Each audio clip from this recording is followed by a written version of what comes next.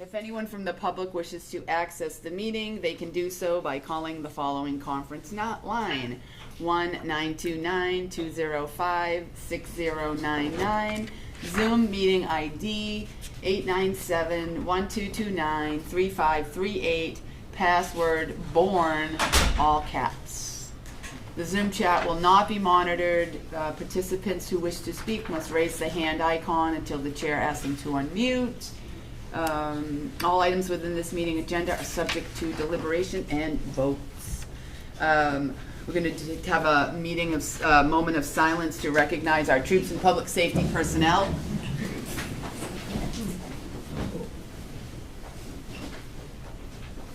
Salute to the flag.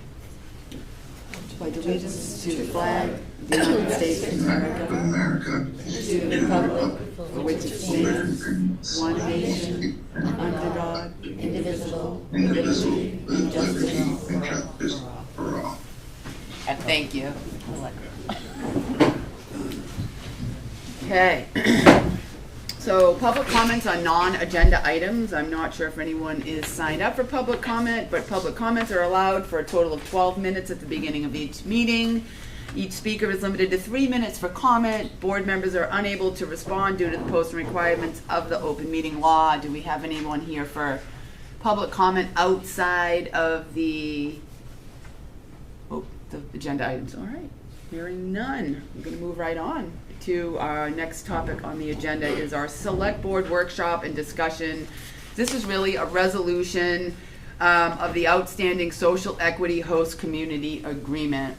So the select board had met on 12/17 and we had decided, some had felt necessary to just hold one more meeting to maybe either gather some more information or find any new information, which is included in the select board's packet. Any data that was received after 9/11 is disclosed in there. And at this point, I would really like to see if we could entertain someone to make a motion here regarding this HCA.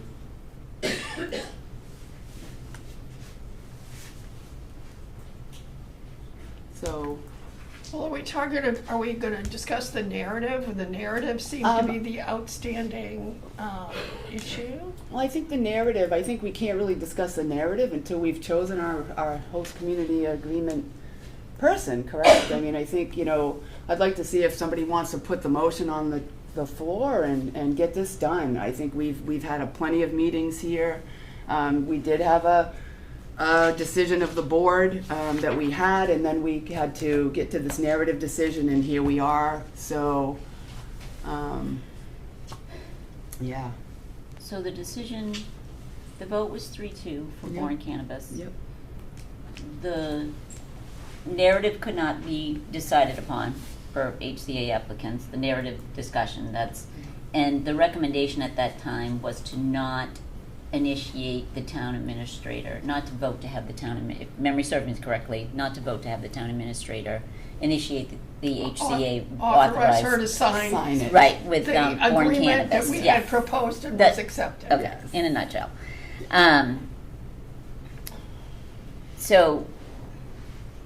So the resolution is, I guess it's twofold then, right? So do we have a motion to authorize the town administrator to issue the HCA To Bourne Cannabis. to Bourne Cannabis? Or is there another motion? I don't see. I mean, I think that's the motion, right? That's the motion. That is what we're here for from the original vote of the board. So That's the motion that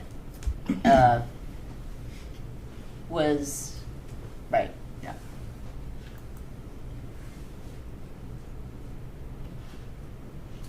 Go ahead, Or is MJ. there another motion? Well, I'm in favor of authorizing the town administrator to sign the HCA for Bourne Cannabis.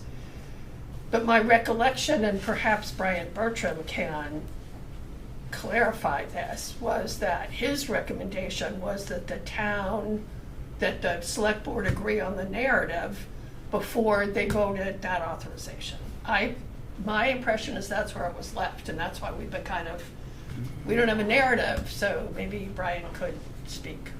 Brian, were you able to hear all that? Well, and then I also, I think if I remember correctly too, in the last meeting where this was on the agenda, that wasn't necessary, right?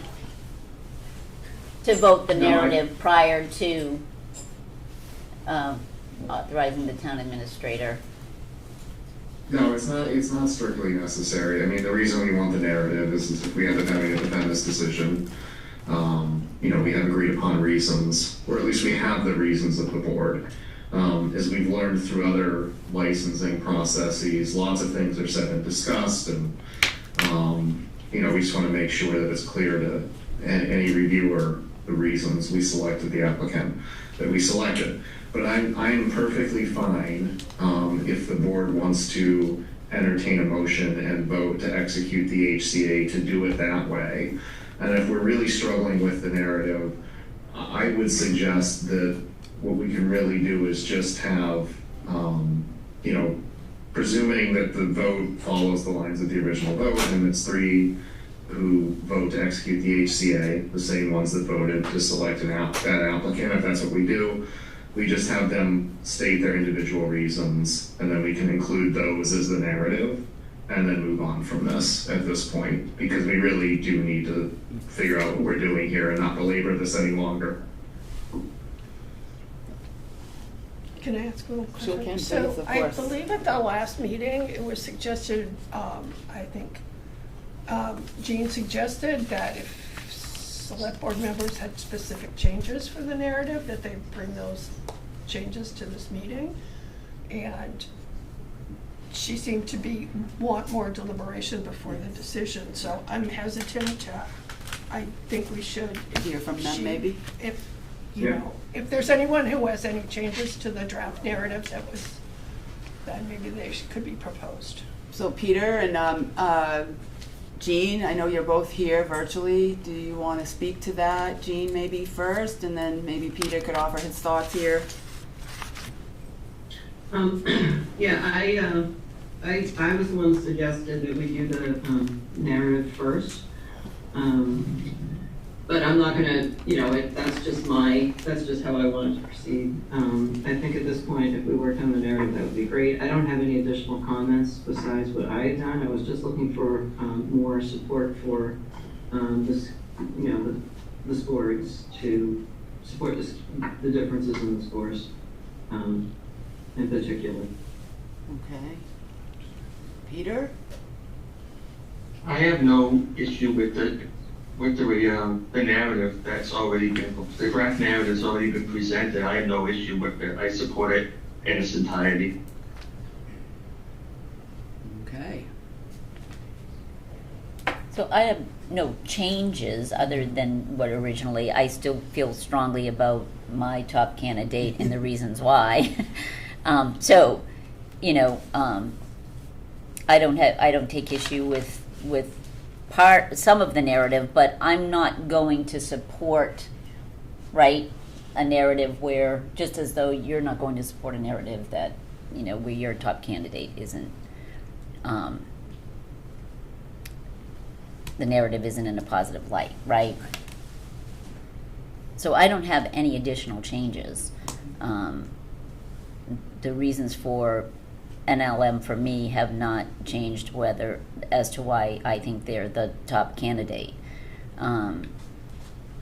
We can sit here and challenge the narrative, right, all day long.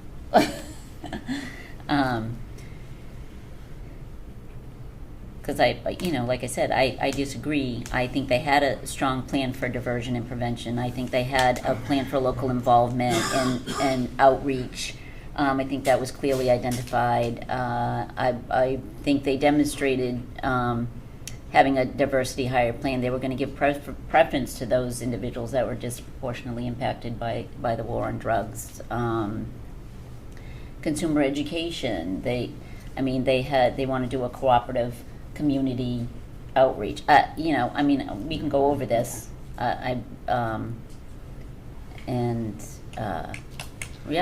So Their compliance plans were well addressed, the hiring plans, it was all there, Yeah. so.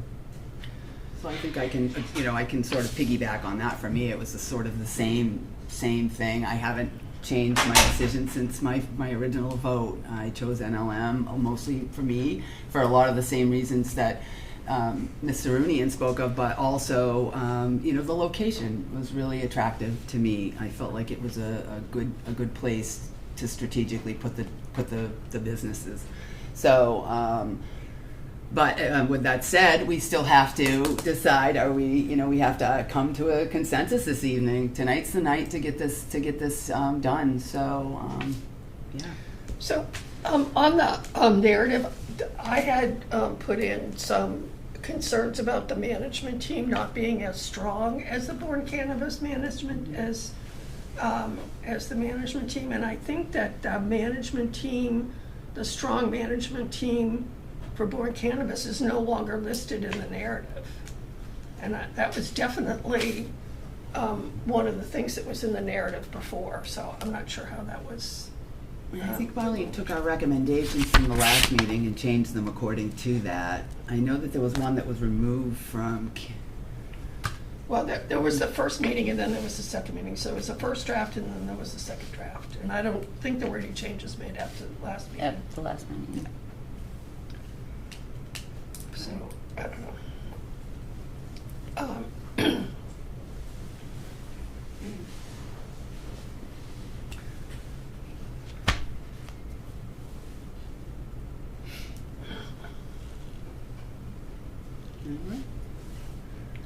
I'll make a motion. Is that the only? I'll make a motion to authorize the town administrator to sign the HCA, to sign the HCA with Bourne Cannabis okay, as proposed and accepted, proposed by the select board and accepted by Bourne Cannabis. Second. LLC. all right, so we have a motion from MJ, a second from Peter. Any further discussion? All right, hearing none, we'll do a roll call vote. Anne Marie, No. Jean, I have had a long time to think about this, and we have had a lot more discussion since the last time. And although I still have reservations, I feel it's the best interest in the town and everyone involved right now to move along, so I vote yes. yes, okay. Peter, yeah, Peter? Yes. MJ? Yes. Melissa, no. So, same vote, 3-2-0. 3-2-0. Motion carries. Okay, so now we need to look at the narrative and vote the narrative, correct? The one thing I would change on the narrative is that under Bourne Cannabis LLC, I would state that they presented a strong management team. And under NLM, I would say that the management team was in the opinion of some members, not as strong.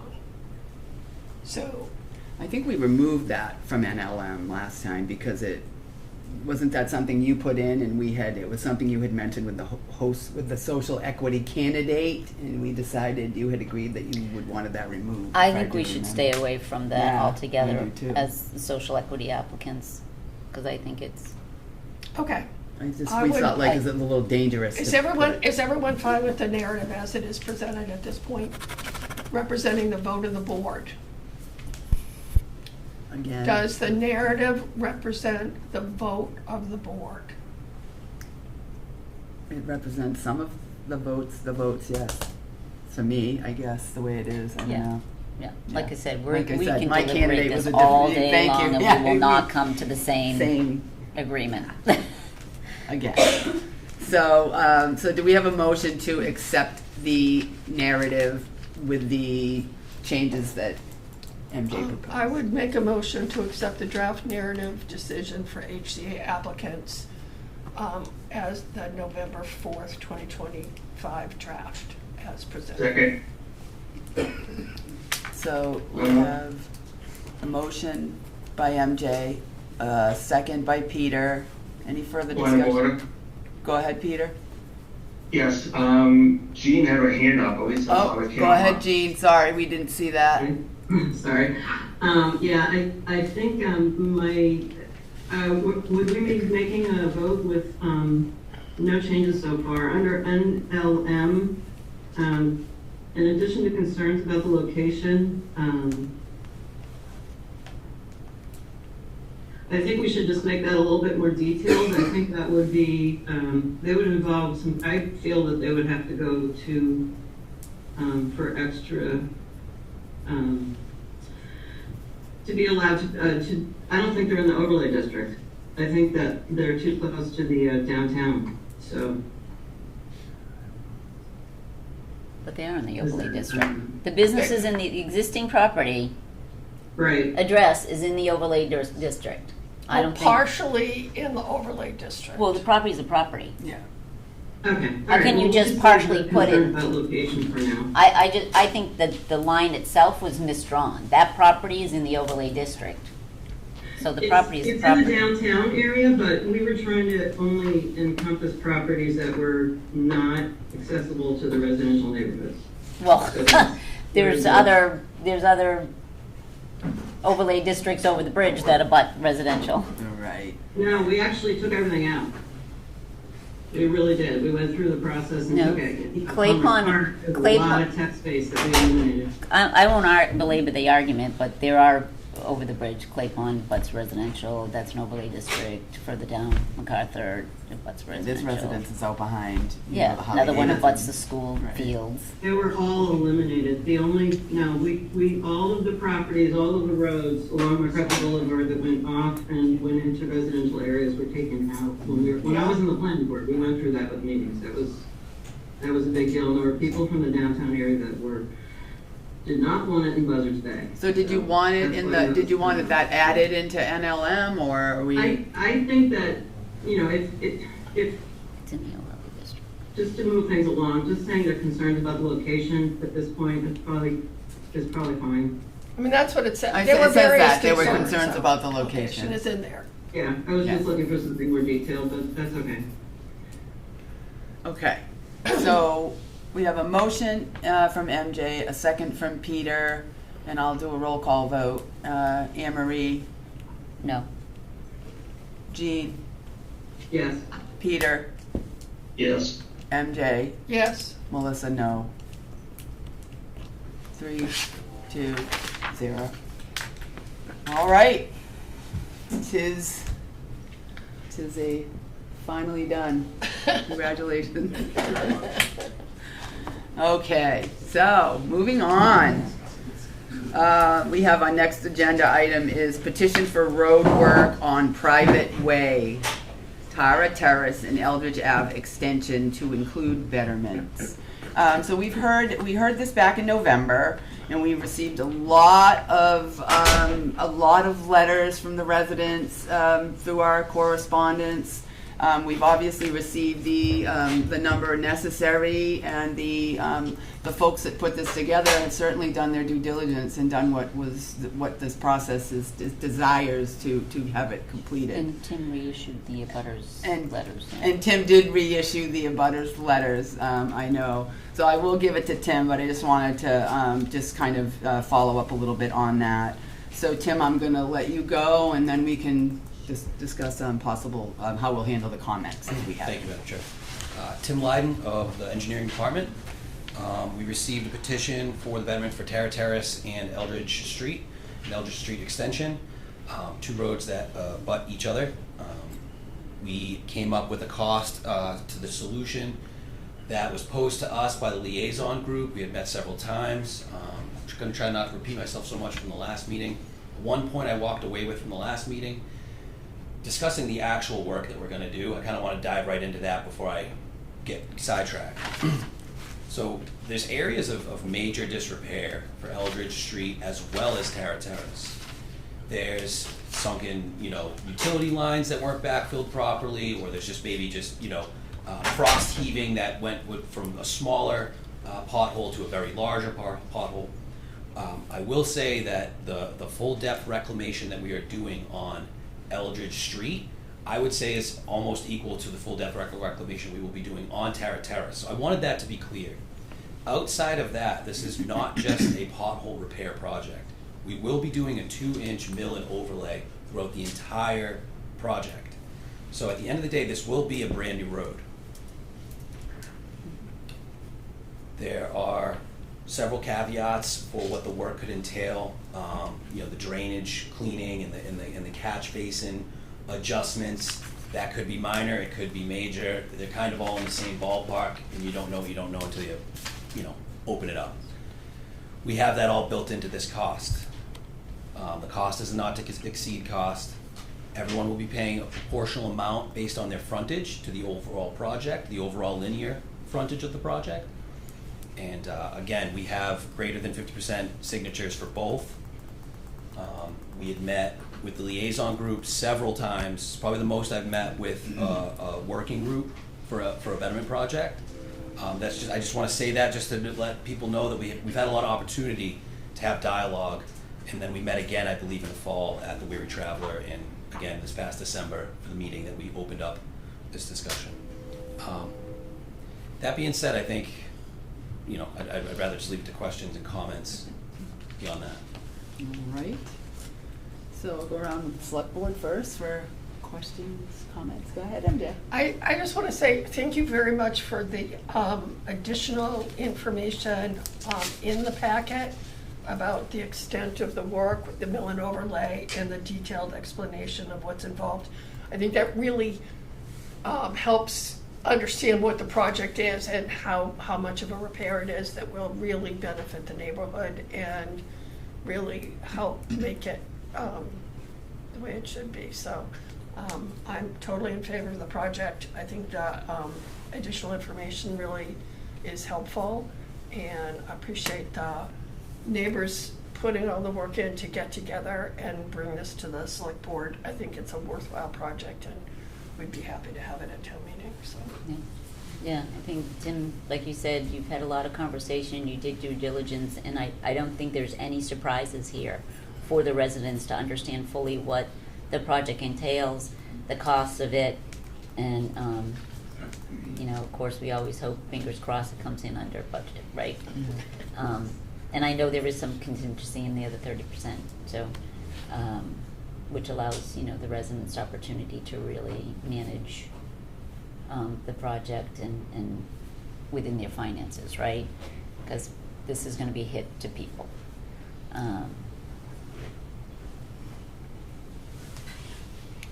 So let me ask you this: the next steps. I know is DPW going to be doing some of the work on this project, and then it's outsourced for actual paving? Hi, Matt Swicky, DPW Director. We'll be doing all the bidding and the catch basin cleaning. Okay. And at the end of the project, we may do some of the loam and seeding, depending on the extent of what work is necessary. That will also help save the residents some money. Okay. Jean, Peter, any thoughts or comments for Tim? I would just echo what my fellow board members have said so far. And I do appreciate all the involvement with this project, community and staff. Thank you. Thank you, Peter. Yes, this is a project that is a lot overdue, just for the public safety portion of it. The fact that you're driving over potholes, and when we have school buses with our kids and their heads are bumping up against the windows, or if a truck, one of our plow drivers is plowing and hits a pothole and his head's hitting the ceiling. I mean, we're doing this for public safety reasons, but as well as to protect the investments of the property owners, because if you have a substandard road, it may hurt your property value. So it's multifaceted, it's long overdue, and I think we will make sure that throughout the process of doing this work that we save the taxpayers as much money as we can, because as Anne Marie said, there's a 30% contingency built into this. So we don't know what the final number. It may be less, and we'll hope it's less. I know people get stuck to tax bills recently, and it was a little bit of a sticker shock, because don't forget, we have the fire station on there for some of it now, I believe. Maybe not the whole thing yet, but, and then everything else, I mean, it's just something that's long overdue, and I'm glad, and I'm thank you for, the DPW director and the town engineer, and Marlene, for making sure this, they got as far as they did here, because, I think in the end we'll have a much better subdivision because of it. Yeah, thank you. Yeah, I mean, I can echo too. I mean, I think it's a good project. I think it's meaningful. The road certainly needs it. I've driven through that neighborhood before. My granddaughter has friends down there, and it's tough sometimes coming over some of them potholes. So I wonder how many cars and how many ball joints you might have lost over the time in that area. So I run in that area. Yeah, it's definitely a difficult. But It's a good hill workout, but it's like bop and weave. Yeah, but I don't want You don't to, break I an don't ankle. want to forget about that. I know there's some residents that, weren't for it because of the sticker shock, and we just have to make sure that we know that we do understand that, and, nobody likes extra money in their bills, and, it might not look as bad in front of their houses as it does for some of the other folks, and there may be other exits and other ways in or out, but I think it's just important that we protect the roads and we protect the safety safety. alone. It's a worthy Yeah. project, and in the end, the town meeting decides, so I'm glad we've got this far, and thank you for all the hard work. It was pretty easy to understand from the, town administrator and all of your work too, so thank you. So I would assume we need a motion to. I can make the motion. So make the, is this the motion for town meeting? Is this what we're gonna read, or? This is what we need you to vote tonight, so we can draft the article. So this is we vote to place Yes. an article on annual town meeting warrant to appropriate the sum of $1,038,373.70 for the purpose of temporary repairs and resurfacing of Terra Terrace, Eldridge Street, and Eldridge Street Extension in Monument Beach. Finding such repairs are required by the public necessity and convenience, and we further move to authorize the the treasurer, with the approval of the select board, to borrow the sum of $1,038,373.70 under and pursuant to General Law, Chapter 44, Section 7, or any other enabling authority, and to issue bonds or notes of the town therefore. Said funds to be repaid to the town through betterment assessments as provided in Section 3.1.28 of the Town of Bourne bylaws and under the provisions of General Law, Chapter 80. That's a mouthful. I love it. All right. Peter Motion by MJ of that very long thing, and second by Peter. Any further discussion? Hearing none. Okay, roll call vote. Anne Marie. Yes. Jean. Yes. Peter. Yes. MJ. Yes. Melissa. Yes. 5-0-0. Congratulations. Thank you. Alrighty, now we're on to the big stuff. I'll let everybody give every couple minutes to stick their out. Thank you all for coming. Thank you Yes, for coming. thank you. It's good to see your faces.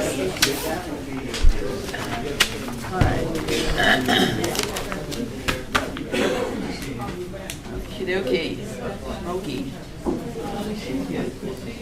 All right, so moving on, we have our town meeting and budget discussion. We're back here again. I can't believe it's here already, honestly.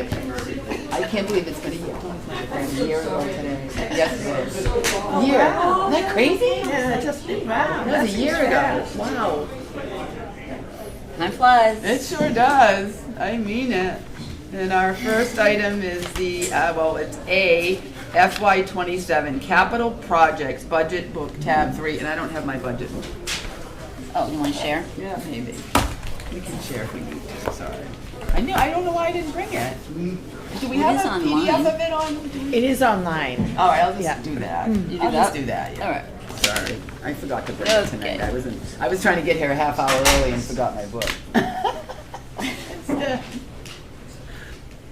Who knew? All right, it's on the website. Find it.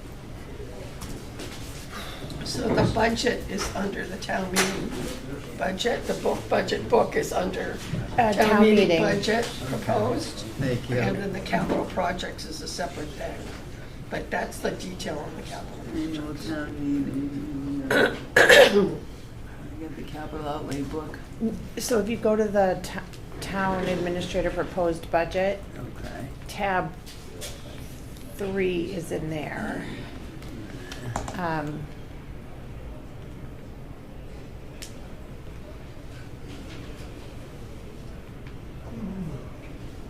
Quickly. Oh, annual town meeting.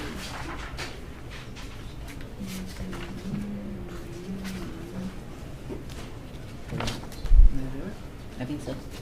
No, that's the capital. That's what we're doing. Oh, That's the other one. Off. This guy.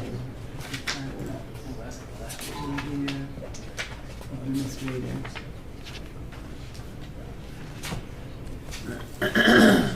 And if, once you're there, Melissa, if you go to page, I'm in the wrong place. I'm on the administrator's tab. No, it's under the town meeting tab. I did that. I went to town meeting first. I went to here, annual town Yep. meeting. yeah, and then TA proposed budget. Oh, there it is. It wasn't blued out. That's why I only saw the capital outlay one. And then if you go to page, in that PDF, if you go to page 46. Thanks so much. I'm there already. And then Tim's up. All right. Tim, Sagamore ramp. 46. All right, thank you. Sagamore Ramp project is a project that we've been working on for a few years. We are currently already permitted to do with the Conservation Commission. We did site one up off of Sagamore Road. That came as a result of our climate resiliency work. The north shore of the town of Bourne is susceptible to nor'easters as well as erosion at the strand at Sagamore Beach. Site 2 now has undermining under the concrete slab that was poured. I don't know the exact date that was built, but we are having undermining with the ebbs and flows of that sand. So here we are. I think we have a good cost analysis based on our previous work on Site 1, which came in at about $169,000, I believe, with some associated engineering work as well that added about $10,000 to that. So all in all, for $2,000, we're going to upgrade the drainage facility, improve the access on the ramp, and improve the access on the stairs, and now have basically the ability for construction equipment to get onto the beach, much like we have with the Sagamore property. Very good. And this one is, the proposed funding is $200,000 as a CPA project, and the CPA projects are due to the CPC on February 11th. Okay, any questions from the select board? Peter, Jean? Okay, hearing none.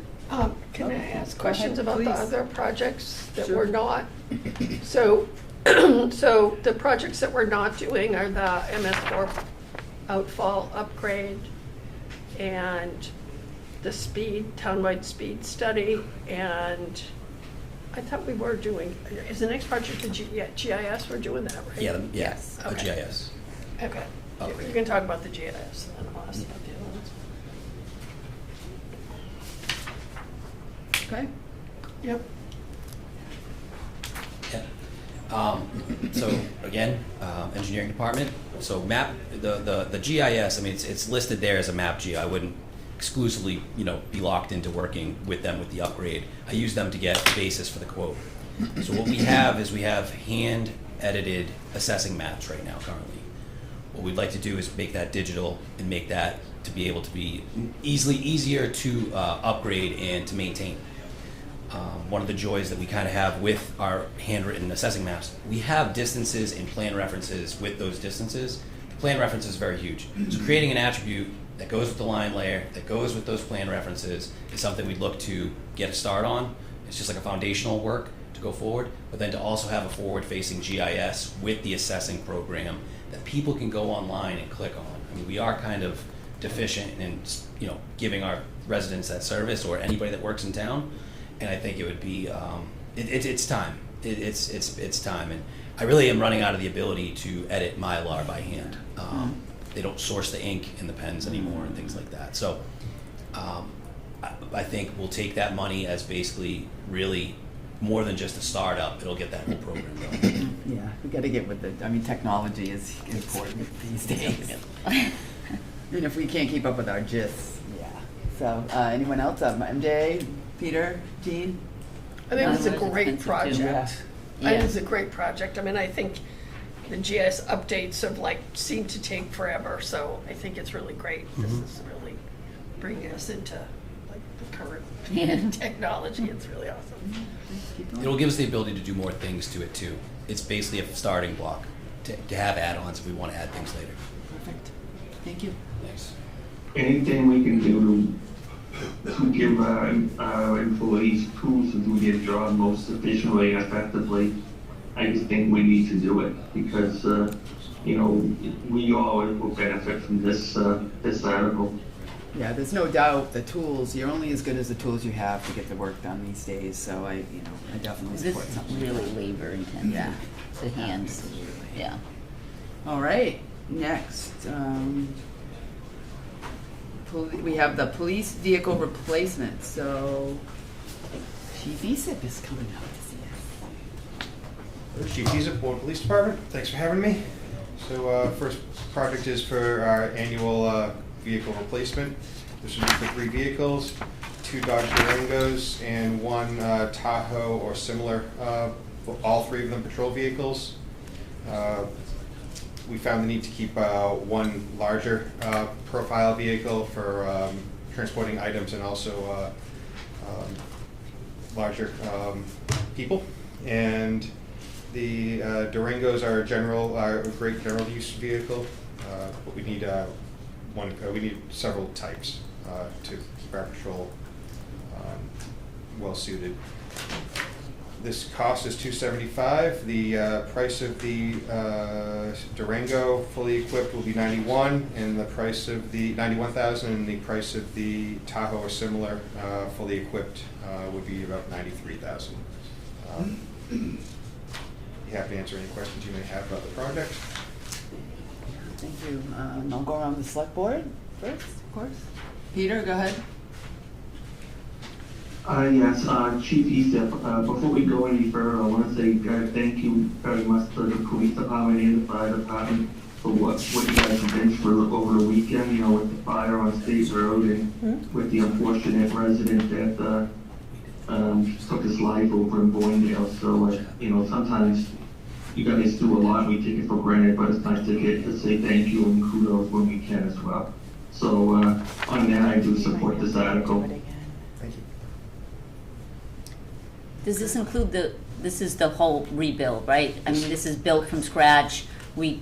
I know in the past we've been able to use some equipment from old, but technology has changed. We're using the equipment we can, but this would be, most of it is new in the vehicle. Most of it's new, yeah. I'm hoping this is as long as we can able to stick with the Durango and they don't change the form factor too greatly, I'm hoping that next year I can start seeing some of the transfer of equipment. It's still not gonna be every piece of equipment, Right. but this is still Right. a full set. Yeah, okay.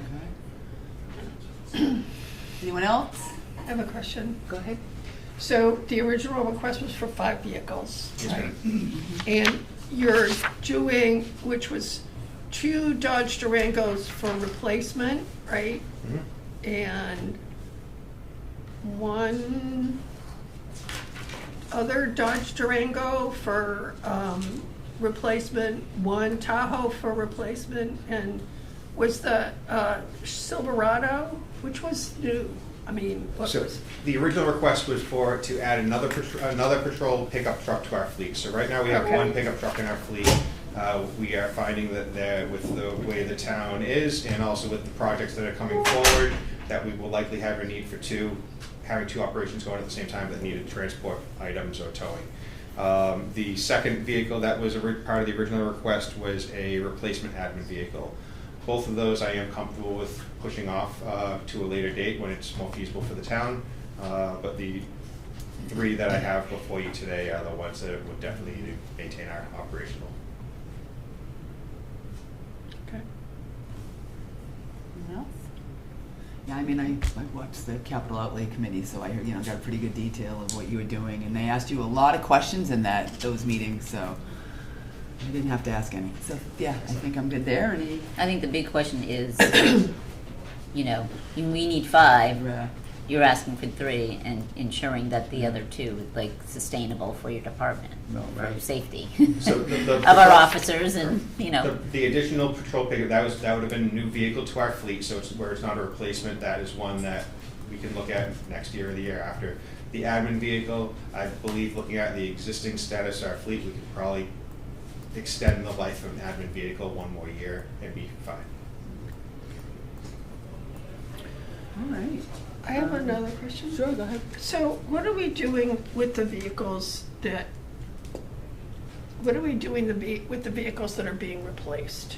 So Are they going away, and the reason I ask is, when you listen to capital outlay, sometimes they'll say, oh, we have an old police vehicle, but now we need a new vehicle, so we want to replace that. And I worry about, we used to be pretty careful about, are we trading them in, are we keeping them, are they going someplace else and adding to the fleet? So on this particular cycle, since we reduced the from 5 to 3, our plan would be, as whenever we're able to purchase these vehicles, look at the vehicles that we would be replacing and see if they're viable as detail cars, because we have a lot of construction projects that are coming up where the idling of a vehicle on the side of the road is the biggest detriment to our vehicle fleet. If we can use some of that, we'll remove the equipment from it that we can for patrol, reuse that, and put that vehicle into the detail fleet.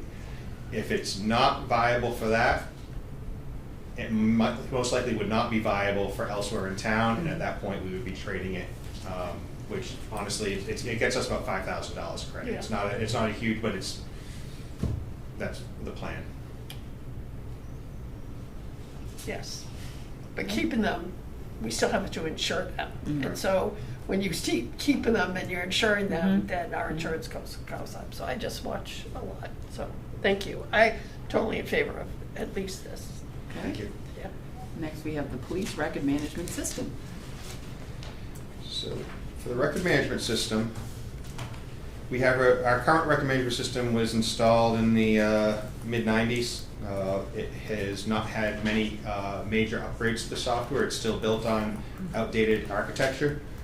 It does not have a mobile interface to it. It does not display well on any modern PCs.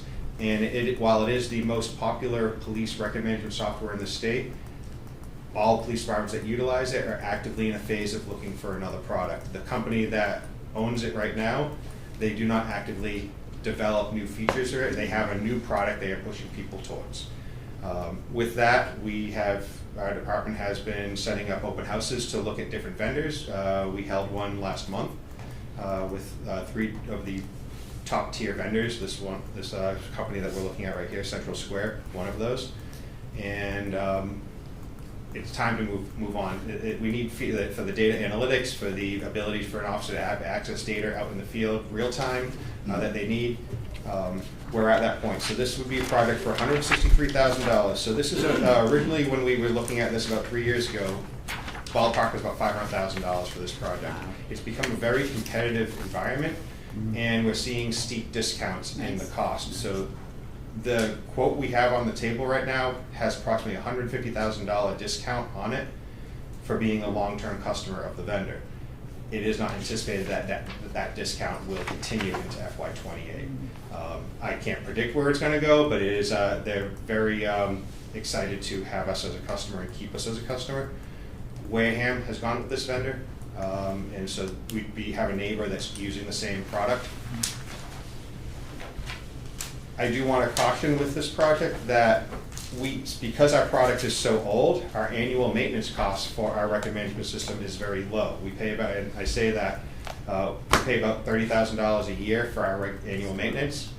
And many other departments that have gone on, that utilize our product, that have not been with it for so long, are much higher.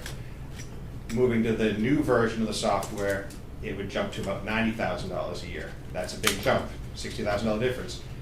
I've checked with our neighboring communities that have gone with other vendors.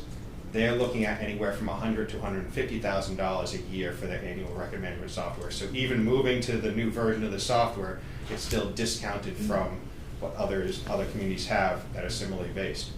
This would also have a 5-year hold, through FY31, hold on no escalation of those annual costs. Mhm. After that, it's estimated that they would freeze it at approximately 5% increase thereafter. So that puts us in a very good position versus some of the other vendors in our neighboring communities. All right, any questions from the select board? Thoughts? Not in this, but before we move on, I'd like to ask about some of the other things that we're not doing. Yeah, no, so for me, I mean, I think, software, I think we all, in this day and age, if we're in this century, people understand that, and get sticker shock over software. I've gone through this in the tribe, and we've priced software. I mean, it's craziness, but that's what they cost these days. And, that seems like a lot, and you're like, what could it possibly be? But that's affordable, believe it or not. So, in many ways. So, yeah, thank you for that. I completely understand the need for good systems, of course. All right. So, yes, please, MJ, go ahead and ask your questions on the ones. Yeah. So I have a couple questions because I think that the pistol replacement was also in this year, that it's been moved now till next year. Actually, if on the second page of your agenda, I would like to have kind of a comprehensive discussion under N Okay. about the process, because this first part, I'd like to have the department heads talk about the ones that capital outlay is recommended to move forward, and then I'd like to talk about how to fairly move the project, how to fairly defer the projects that capital outlay did not recommend moving forward. So with any discussion about something that's not included in the capital plan that was proposed for this year is going to be discussed under N. On how to, on the process for deferring it to a future. Okay, if I have one that I don't think should be deferred, would that come, when would that be discussed?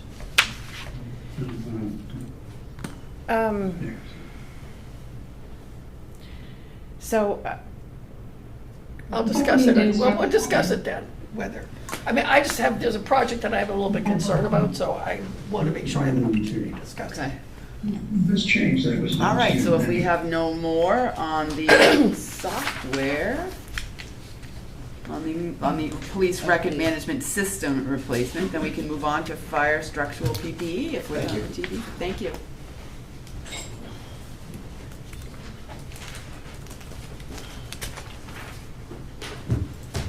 Good evening, Dave Bellotti, Chief of Department. First request tonight, as you mentioned, is the request for capital for structural PPE gear for our firefighters. We're looking for $275,000 to buy a second set of gear for everyone in the department. They're about $5,700 per set. And what this is the sets of gear that we wear to all calls that are either alarms, motor vehicle crashes, structure fires. Those sets of gear are good for 10 years. And 5 years ago, the town purchased a second set of gear for everybody. Our original sets are now coming due to be replaced. So that's what this request is for, so that we can maintain the 2 sets for everybody. That ensures that we're operationally ready to go at any time. Okay, any questions from the select board on the equipment? Kind of speaks for itself, I think, here, that it's needed, but go ahead, MJ. Is this going to be under the new standard? for the PPE? So we actually got an earmark to buy one set of PPE, PFAS-free set of PPE through Dylan Fernandez's office as a trial set. And I went to our the deputy that oversees our gear, and I said, I need you to get me a spec together of PFAS-free gear because we had an award for this. And he said, our gear spec actually is PFAS-free. Okay. We did not intend to do that. It's on our radar, but we weren't looking to get it started now, but it kind of happened that way, so. Great. The only thing I believe right now that may contain PFAS is the structural boots, and we're looking at those through this process. But- Thank you. And so on the replacement gear that we did, when we moved that up, when we did it. Yes. But it'll be another 5 years or so before we have to do that on the second. Exactly, I plan Okay, on doing this perfect. routinely, and that way, the set that we bought then is our backup set now, Yeah. which becomes the primary, this becomes the backup set. And after this weekend, we've been washing the heck out of a lot of sets of gear, so. Great. It is. Thank you. This is really important. I know from my labor management committee that it's very important, so Yes. glad we're doing it. Thank you. All right, next we have fire car number 4.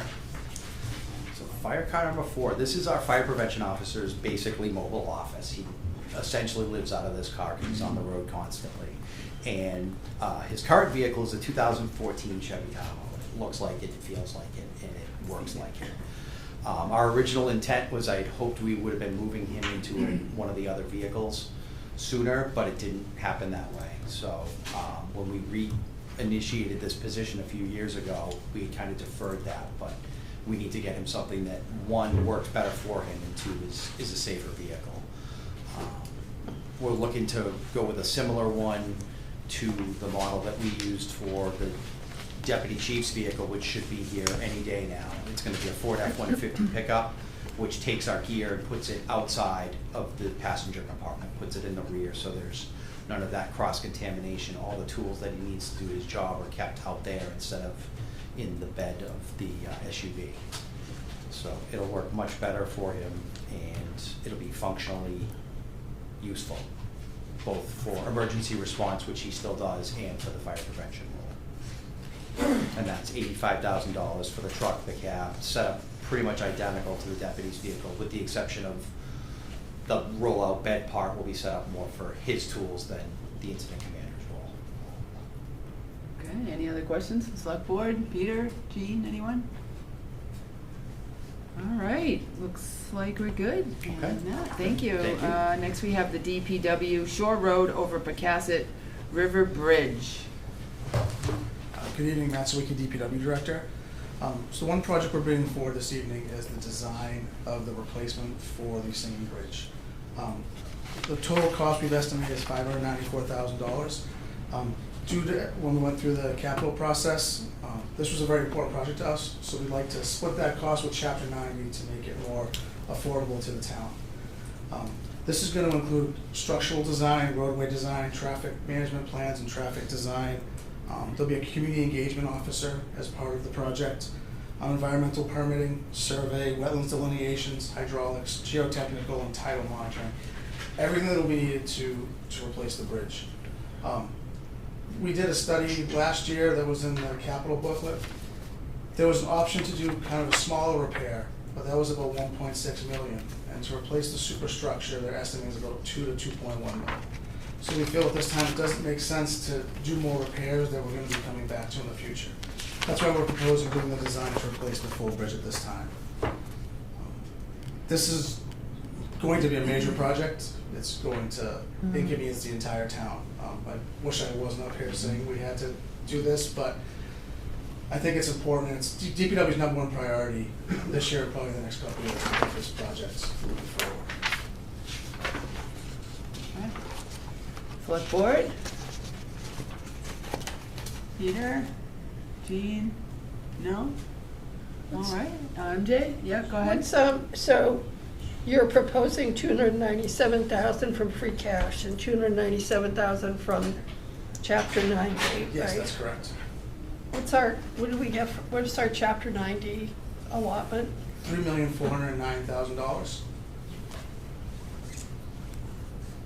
And I think I read somewhere that you had a plan, like a 5-year payment management plan and a 5-year other plan. Yes. Can we see that at some point in time so we can understand how this expenditure will impact that 5-year plan? Absolutely, we can, if Marlene wants, we can add it to a future agenda and we can discuss the whole plan if you'd like. Yeah. Pleasure of the board. Great. Thank you, Matt. Okay, moving along pretty good, I think, tonight.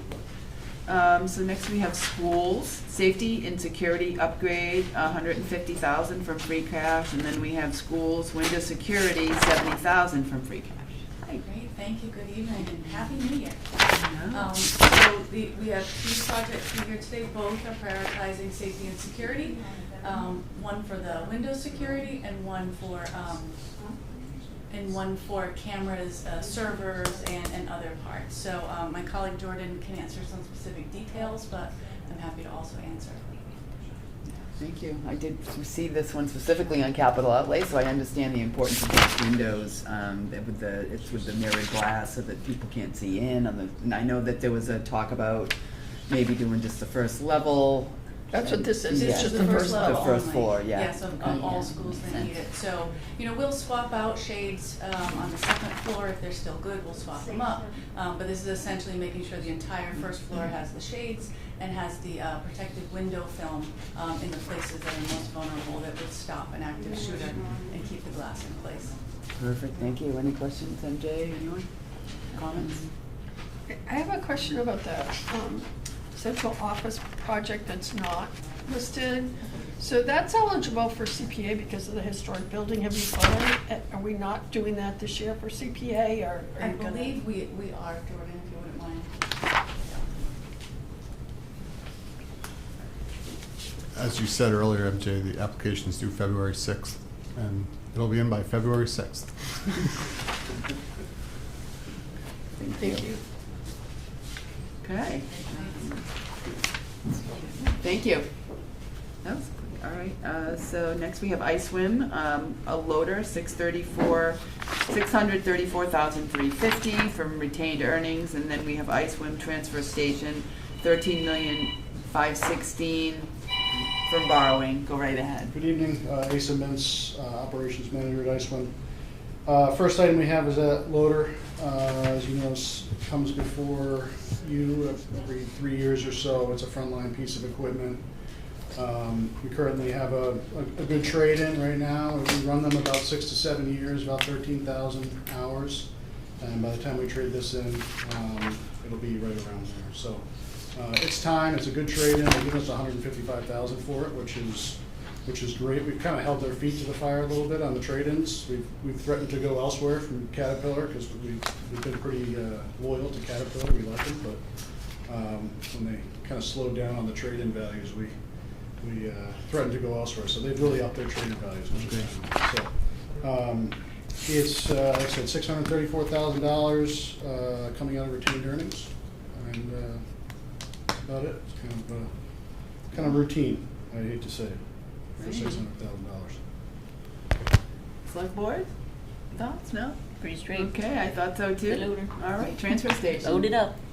All right, transfer station, this one's a little bit more money. 13.516 million for a new transfer station. This will replace, it continues the development on the 12-acre parcel. It replaces 2 current transfer stations for single stream C and D. This transfer station will service our MSW needs, the town's MSW needs, beyond the life of the landfill. We've already appropriated $1.134 million for architectural and engineering services at the last town meeting in the fall. This number here is generated from our feasibility study by backing out the total value minus 1.134 million. We get the remainder of 13.516 million. We have retained Weston and Sampson at this point. We're just negotiating the contract, should have a contract signed this week, hopefully. And we're gonna move into schematic design in the next couple of weeks. So we'll continue to develop the price a little bit better as we get closer to Maytown meeting, and we'll likely come back for you, maybe for an adjustment up or down, probably not down, but if we need to go up, we'll go up. And Pomeroy Associates is gonna continue to oversee this project as an OPM. The Iceland Building Committee has also taken on this this project under their purview. So. Was that's that about all originally I have part of for their that. charge? What's that? It was originally part of their charge, right? I'm sorry, I can't hear you. Oh, the building committee, was it originally part of their charge? We added it. We did add it, Yeah, okay. yes, yep. Okay. Any questions? I don't think so. All right, hearing none. Moving on, I guess. Madam Chair, Yes, please. if I could, sorry to interrupt. No, please. It's my understanding there are a number of residents here for Terra Terrace. There are. So I think we should probably announce that that item has already been discussed this evening. Okay. And if we need to bring that back for another vote from the board, we'll work with town council to confirm if that needs to happen. But it's my understanding a number of people were informed that it would be taken up at 7 p.m. Okay. So what should we do from here? Should we listen to their comments or should we just push it off? And- We'd have to- I mean, we'd have to, have the to agenda item's already been The voted agenda and item's gone already passed, So yeah. I can't have comment. We should announce what it was. Yeah. so that Announce. they're- So the Announce the and then- vote did go through with the select board to have the vote go to town meeting. Ultimately, the town would decide anyhow. It's not a vote we can approve, it has to be the town that does it themselves. So currently, it is moving to town meeting. I am from Terra Terrace. Yeah. I don't understand what you're saying. I know we were supposed to come here for a meeting tonight. You're saying there is no meeting now? It's not- The meeting was, we did have the meeting, it just was earlier when we took the vote for it. And there were no comments, nobody got up for comments on that. We went right to a vote for it because we had heard it prior. How can you do that when you say that we're supposed to be here at 7 o'clock for the meeting, and then you do it ahead of time and vote, and we don't even have a The chance? meeting was posted for 6. The agenda was posted for 6, It says yes. 7 on the thing. So the notice that was sent specified 7 p.m. Okay. So we will confirm with town Town council. council, we if- may have to bring it back. If we need to bring it back to the Okay. select board. Okay. But the agenda is posted and was posted for 6 p.m. But the Okay, we'll note- talk to town council, we may have to bring it back, if that's the case. Yeah, so I- that's yeah. null and void. They didn't vote without having the people there and just saying what they want to do now without our permission, correct? Well, the There were select about board, 50 people here. there was, yeah. There were about There 50 was people the whole room there. was full of Tower Terrace residents, yes, yeah, How can you say 7 o'clock and you had 50 people here at 6? yeah. The meeting was I've posted for 6. talked to my neighbors, they didn't come in here now. I don't understand it, what's going on, so you can just have anybody here and just vote? So- I know it says Yeah, 7, it it does says say 7. 7. So that vote shouldn't count, whoever was here at 6 and you guys supposed to say. Well, we'll have to talk to town council, We'll talk to sir, town and council. it might have to come back, yeah, And bring it back. We bring it back. might have to bring it back before the board. yeah, Yeah. yeah. Okay, sorry about that, yeah, I mean, This has been, honest to God, I don't know how many people are here from Terra Terrace, but this has been a nightmare from day one. Nothing was ever done right on this, okay? We weren't notified that they were gonna have any kind of meeting till the last minute. We went to the meeting, they already had the committee already assigned, which they shouldn't have.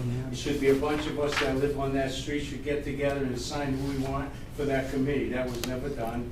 The thing was all done, Yeah, screwed I'm up. sorry, If you sir. go to Yeah. engineering now, we went to engineering, they don't know nothing, they can't tell you nothing in engineering. well, we may have to bring it back, It's sir, their I mean, we can't take any more comments now, because it's already past that agenda item, and we've moved past, my apologies, if the notice said 7, we're gonna have to talk to town council, we may have to bring it back. Yeah. So that you can attend. So it doesn't, we're gonna do it again, in other words, that vote that they did at 6 o'clock ain't gonna. I can't speak on that because I'm not the lawyer for this town. We'll have to talk to town council and let him, let us, he'll advise. Yeah. Yeah, by helicopter. Yeah, there was There was, quite a there was, few. was around 50 people that showed up though? There was a Right, full, there was a full room, yeah. It was a full Okay, room, so and there was it some was- people in overflow. There was a lot of people in overflow, yeah, there were some Yeah. out in the hallway as well. Okay, so it Are wasn't these like, all residents of Territory? Oh, yeah, Yes. absolutely, yeah, Yes. they were all here, the proponents, the ones who wrote the letters, and we had an overwhelming amount of letters that we received for, in support of the project. We had of course, they, did all of the due diligence, and the committee brought us forth, they did check all the dots, and okay. it was a full petition, and, the select board had to hear it because they did what they were supposed to get it done, so Right.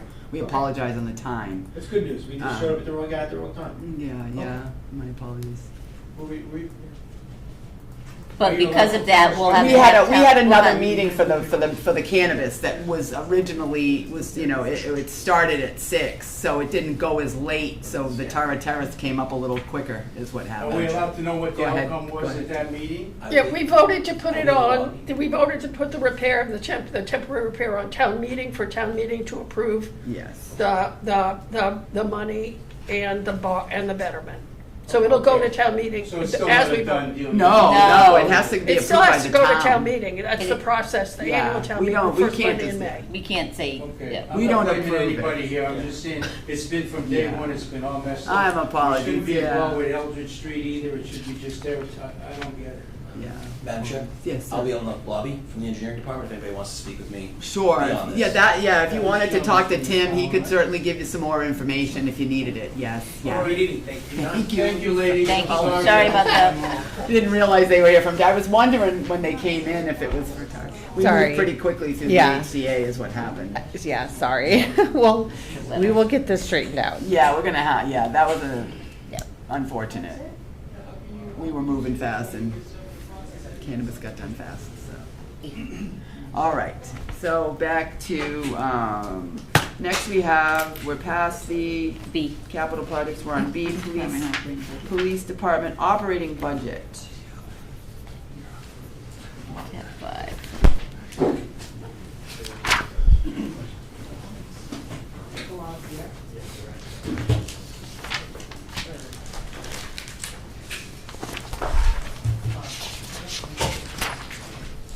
Chief Yusuf, Bourne Police.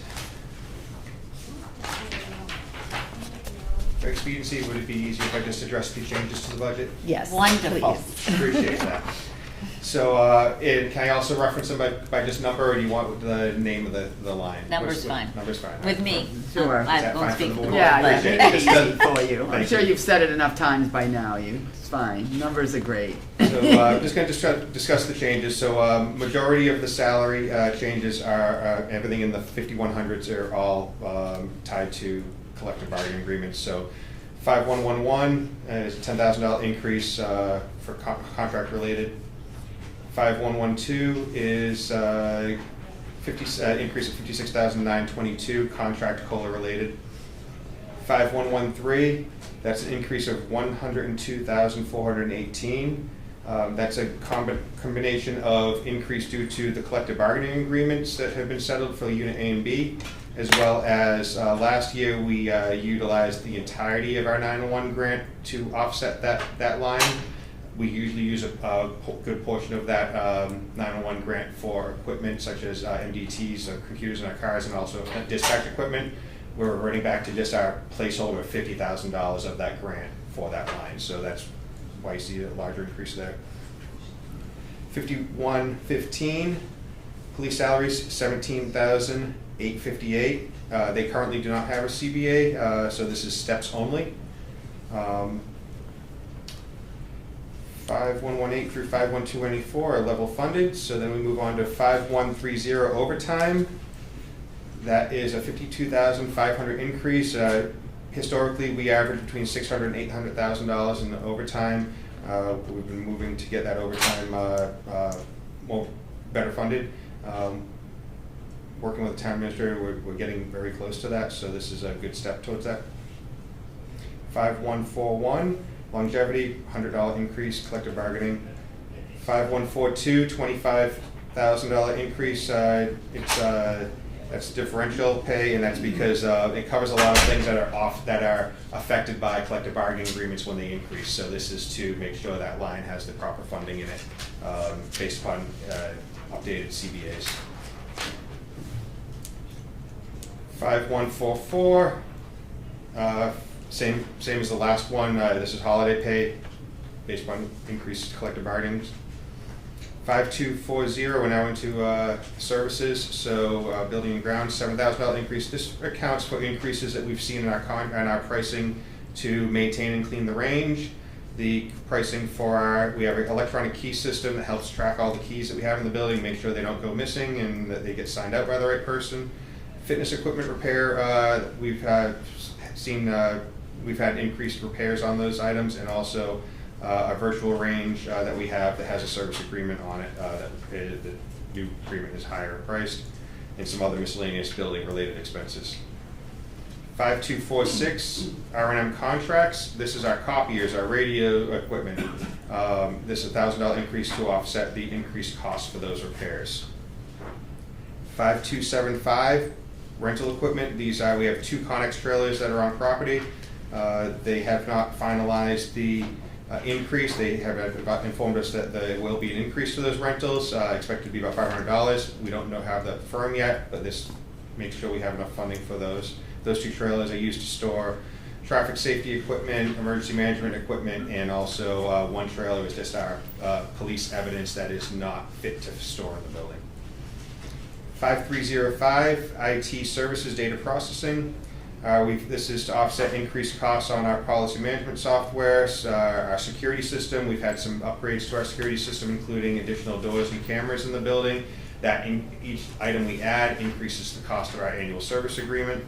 And then Comcast has had some significant price increase towards us, and also we've had to have higher speeds for our body-worn camera system. So that's where those costs are associated with. 5305, professional development with that's our training line, and those costs are related to training and travel, the new officers we've hired, and also training of new supervisors as we expect those supervisors to, we have supervisors that are retiring and training up new supervisors. 5541, IT supplies, $1,000 increase to offset the increased costs related to IT equipment. Everything IT related, it's the costs are going up. Stuff that was new in our building, we're having to replace. When we moved in, we're now starting that replacement cycle. So 5585, clothing and equipment related to this increase is related to the increased cost of equipment, also additional officers that need their equipment replaced, so their equipment has reached end of life. 5594, that's our general operational line. It also now covers our emergency management, since that falls under us now. And this is one that we're actually seeing a cost. Our signboards, which we have about 7 signboards in town. That was several of those were purchased under a capital purchase, and that capital included 3 years of service. We've reached the end of that service, so now to continue that service is going to be $14,000 for the signboards that we have. So I'm asking for a $10,000 increase, even though it's actually a $14,000 on the line. We were able to do some cost cutting in this line to help offset that, so I'm comfortable with that. And then 5730 dues, $500, and that's just an increased cost related to dues that we have multiple memberships that Robert's part of that help offset costs of training, reduce training costs. The dues for those things have gone up. And in total, that's about $36,000 in non-salary CBA increases, and that $36,000 is very tightly aligned with increased cost of doing business in those areas. Any questions? I'd be more than happy to answer those. Okay. Go around, select board. Go ahead, MJ. So I have a question about the overtime, and I know we've been trying to get it to where it's actually budgeted, close to what it's actually going to be, which is good. And I think in that overtime, when you look at the actual expenditures in FY24 and FY25, they were budgeted much lower than that. Yeah. You can't see. So, but this is, it reminds me of snow and ice. We're kind of trying to get to a point where we're sort of budgeting it close to what it's actually gonna be. I mean, Yeah. It's a known cost, and rather than think that you're gonna assign a lot of overtime that you don't need because you have the budget, we know that it is a valid budgeted item. And the only other thing I wanna mention is, when you talked about the signs, you know, we have those speed signs. There's a big grant out there for speed signs, and so I just wanted to make sure you were aware of that. I just heard it on the joint,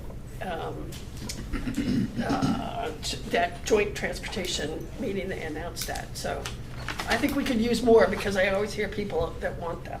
Yes, we have the newest one to it that we've added is the variable message board that's on Main Street that actually, it functions as a speed sign, but we can also push out messages to it like town meeting and whatnot. So those are a real great tool to put, and we do have, one of my lieutenants is looking into that grant. Okay, great. Thank you. Right on top of things, thank you. Anyone else? All right, it looks like we're good. Thank you very much, appreciate it. Like we have fire department.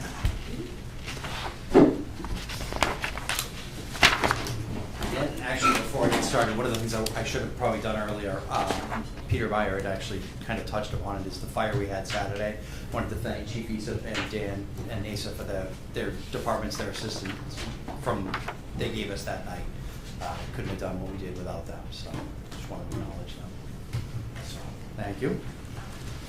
All right, I'll get into it. So like Chief Isa, I'll touch on just the stuff where there was changes. In that 5100, the personal services, everything through the top is all contractual based. We were able to take some of the money out of the clothing allowance because we had budgeted that high one year because of some turnover.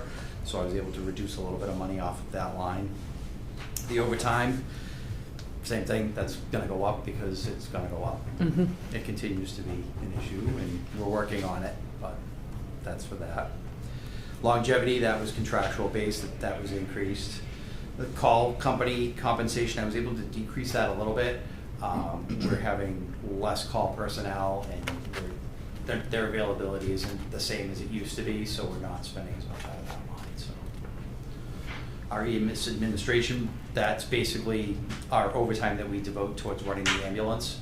So we increased that a little bit to kind of help offset some of the more demand in that position. So that's pretty much it for that part. Under the 5200 lines, the first decrease is repair and maintenance for the machine contract. I was able to reduce some money in that line. We don't spend as much in that, so I think we can take that out. I don't know if I should discuss it at all, but the dispatch part change. So with the dispatch, we level funded this. As of today, I still do not have any idea what dispatch service is gonna cost us this year. So that is still an unknown. That's well, there's no change on here, there's potential with that. So, I've gotten some real rough numbers with no kind of guidance, and we have nothing yet from the sheriff's office. So once I have that, we'll be able to plug that in. So I anticipate that number may change.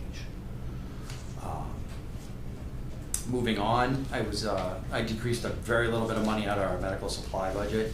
That's usually something that we increase every year. And again, that's basically everything to run the ambulance, from Band-Aids to medications to oxygen. I think we can absorb that this one time and not increase. So, same thing with infectious disease control. That's our medicine that we use for immunizations that we provide to our staff. I was able to come down a little bit in that. Moving on. 5700 hazardous waste contract. So that is the money that we use for the Sterilist that we purchased through a partnership with the health department. That's the Medicaid, that's the device that shreds up all the sharps and disposes of them. We increased that line initially because I thought we were gonna need some more money. And I think we've got it kind of dialed in so we don't need as much. So I think we'll bring that down. And that's pretty much all I have, I think. That's it. Select board? Hearing none? Just wait to hear for dispatch. Yeah. Exactly, wait here and dispatch. Wait. Well, that's from the sheriff's department, Yeah. right, so the county wording to hear from the county, so. Yeah, there's 13 of us that are kind of waiting to see what it's gonna cost. And she's been pretty, No I mean, rumblings? they've been pretty. What's No that? rumblings of, about it, so. They sent out a document early on and they said, here's what it could be. And there's 3 different scenarios, but it's nothing definitive. It's Nothing not like the concrete. document they gave us last year that was much better. hmm. So I got nothing. And I don't like that. I don't feel It's tough. comfortable coming in with that. Yeah. Like, that's what I get to work with. All right, well, thank you so much for everything. Appreciate you sharpening the pencil. Trying. Thank you. Thank you. Next, we have DPW operating budget.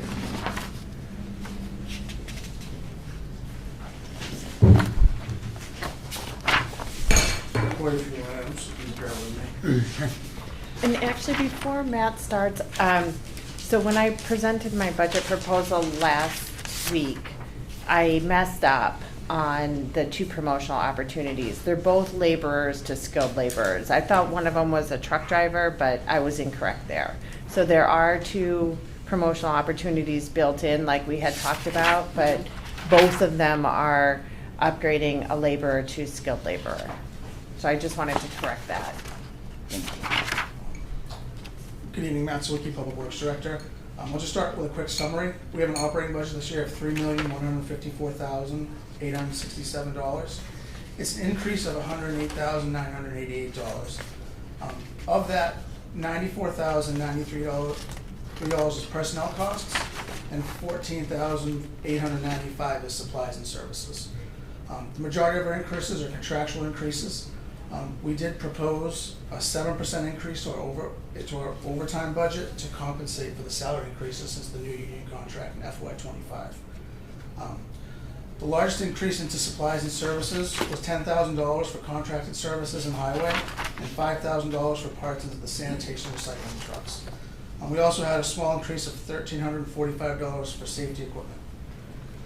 We eliminated some unused line items to save some money, and we combined a few line items for accounting purposes. I can go through the lines that we increased one by one if you'd like.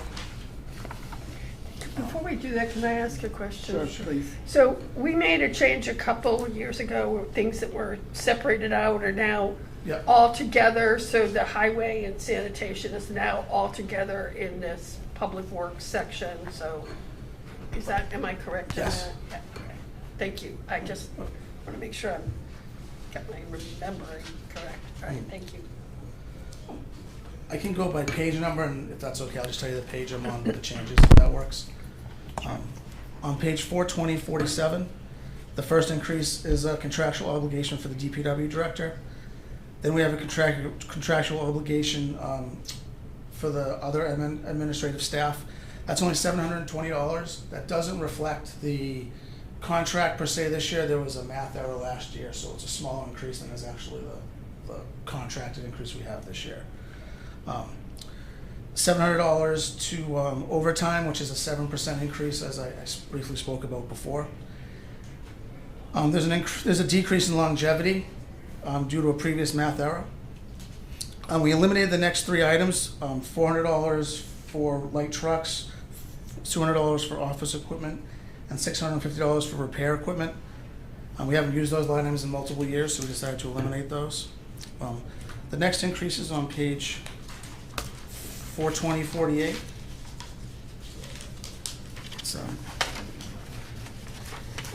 It's an increase of $600 to medical services, but this isn't actually an increase to the budget. This is one of the combined line items. We took medical services from the sanitation budget and the recycling budget and combined it to this line item to bring it from $1,800 to $2,400. We did have an increase of $600 to medical and first aid. We've recently added first aid kits to all the vehicles, and we need to maintain those now. That was something we didn't have in all the vehicles before, so we need to make sure we continue to maintain those every year. We had a decrease in, we eliminated supplies and equipment for $1,300. We don't use that line item anymore. I believe we're still on page 42048.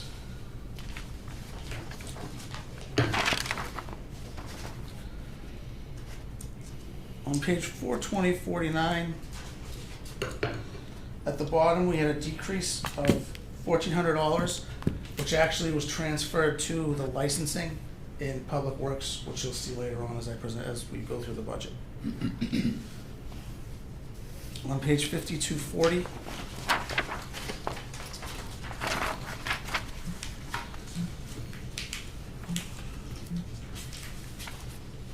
we had a decrease of $1,400 for license reimbursement. I'm sorry, I already spoke to that one.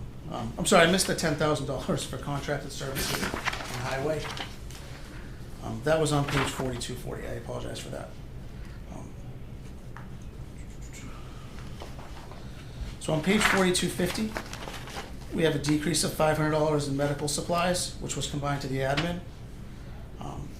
Then we had a decrease of $1,600, which actually, that was a custodial item we used for the sanitation trucks.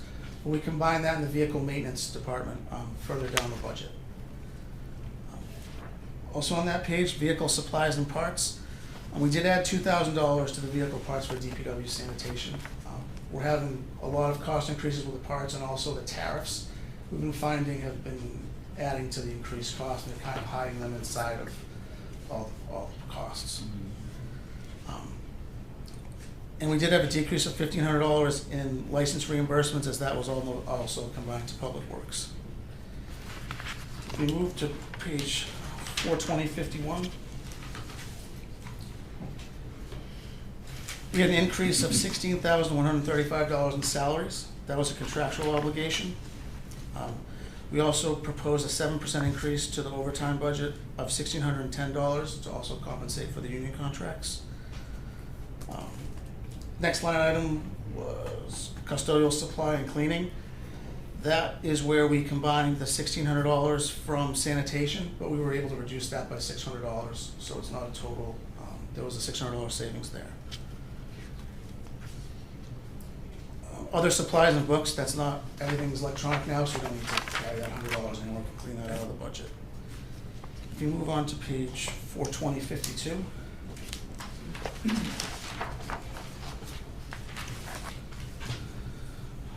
You'll see an increase for $170.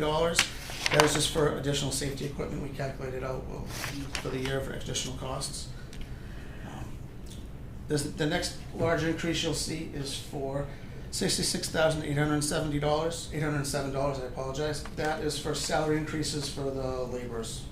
Public Works holds the most of our employees, so that's where we always have the largest budget for our salaries. You'll also see the increase of $3,829, which is a 7% increase for the overtime for those salaries in Public Works. There was a deduction of $850 in longevity that we lost a long-time employees, so that went down. We saved $850 there. If we move on to the next page, page 42053. The first increase is $1,175, and that's some additional protective equipment for all the employees under Public Works. There's also an increase of $4,100 to license reimbursements, but that is actually the combined amounts of the license lines we took from highway, sanitation, and recycling.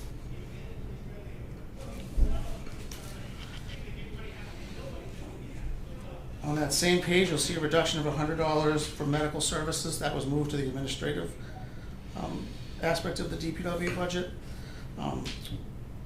There is an additional $1,200 to data processing. We had ordered a new trash truck last year and will most likely be arriving for FY27. We want to make sure we put all the tracking software and cameras in that vehicle. And this is the annual fee to have that service, that data service. We can track when the barrels are being tipped and what time the drivers are there and such. And the last, you'll see a $3,000 increase to their recycling trucks also. That's the same thing. That's the tariffs and the parts are really, we're seeing an increase in those. And a reduction of $1,300 from the license reimbursements where we moved that to Public Works. So those are the changes to the DPW budget. All right. Any questions from the select board? All right, hearing none. Thank you, Matt. A couple more too. No, I thought you were all done on it. A lot of So moving parts in DPW, like That's true. the We've budget got- wise. Yeah, we gotta keep moving, all right. Vehicle supplies and fuel, we have a reduction of $50,000 in that this year. It's a total, last year's budget was $300,000, this year's $250,000. Based on historic numbers and gallons and the cost of gasoline has gone down, we should think that'll be a substantial savings to the town budget and the assistance. The snow and ice budget, I do have, we made, there are no recommended changes to that. I do have the 5-year. I didn't make it to the packet, but review of the snow and ice past 5 years. Thank you very much. Appreciate that. So we're still within? We went over last year, I don't, this year, we'll see where this year goes, but Well, it's been last year was weird, because it wasn't like snowstorms, it was like, it was icy, which slippery can be events. weird, yeah. We've had 10 events this year Already. with between the Yeah. black ice and the Just- snow events. yeah. So this year may be worse than last year, but In less than a month's period of time. Like, it's more like, yeah. I will say I felt like for a while I was shoveling every day. it did feel like that. Yeah. And one of the other was energy and streetlights. There were no proposed changes to that. That's a budget of $56,000, and it's in that rate each year. These may not be in complete order on the packet, but they were items that we maintain. If I could just speak briefly, if it's okay, to the new budget initiative. We have 10 DPW laborers, and they're not. What we'd like to do is just some of our more experienced laborers with hoisting licenses, who have proficiency on the chainsaws and the chipper. They're very in depth with the safety regulations. We just want to give them an opportunity to move up. And it's also, it shows the other laborers there's a chance to move up. And just we're trying to retain as many employees as we can within the DPW. So that was the proposal for that DPW initiative. That's a cost of only $5,350 for both those initiatives. It's not hiring any new employees, it's just kind of like we did last year, asking for promotional opportunities within the DPW. Can I ask, I just have a question, because I asked before under capital, are the department heads still gonna be here for the deferral discussion, or are they gonna be going? No, not at the, I mean, they're welcome to stay, but it's not, it's a discussion I'd like to have with the select board. Okay. All right, I'll just ask my question, because it'll require it. I'm concerned about the lighting at Main Street, and when we did that project, it was supposed to include conduit and getting ready for lighting at that very end where that was done, and that's not what was proposed on capital, so I'll just bring it up under the other question. I just want you to be aware. Thank you.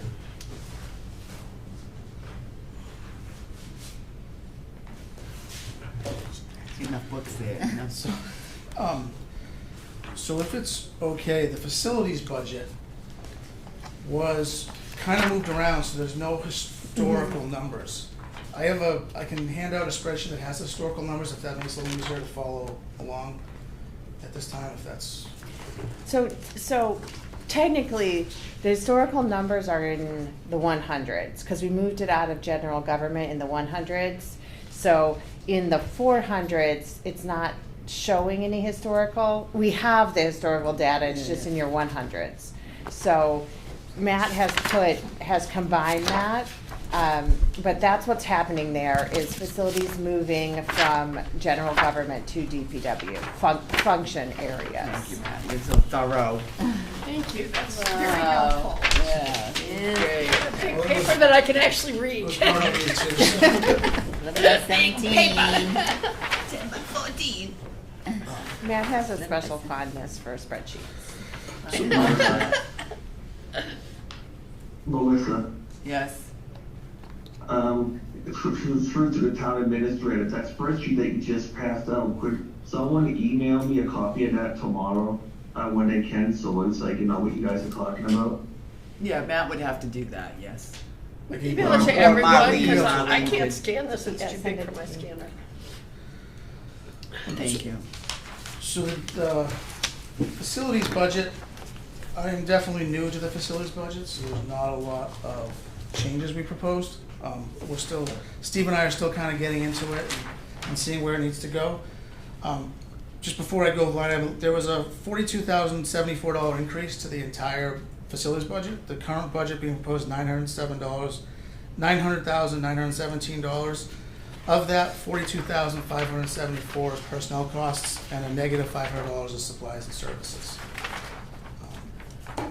So the first change we had was department heads. That's a contractual increase of $16,949. Salaries for the laborers within facilities, that was a contractual increase of $32,664. Clerical services, a contractual increase of $2,863. We had a decrease in mechanical, electrical, and plumbing of $5,000, and we transferred that to contracted services. We thought it was better utilized there. And then on the next page, there was a deduction in salaries for laborers at the community building. As you know, we had a retirement, so that number was able to go down. There was an increase in the salaries at the library of $2,432, and a slight deduction in the longevity of negative $21. And we also had a deduction of $500 in custodial supplies at the library based on historical usage. So there wasn't a lot of adjustments to the facilities budget. I think we may still make changes as time goes on in that budget before town meeting, but that's where we're currently at with the budget. Thank you. Thank you. Very nice. Any questions from the select board? Thoughts? All right. Thank you. So that was facilities as That's well. facility. Nice one. Ice swim. Tab 13. Trustee 13. Good evening, ladies and gentlemen. My name is Dan Barrett. I'm the General Manager of the Integrated Solid Waste Management Facility for the town of Bourne.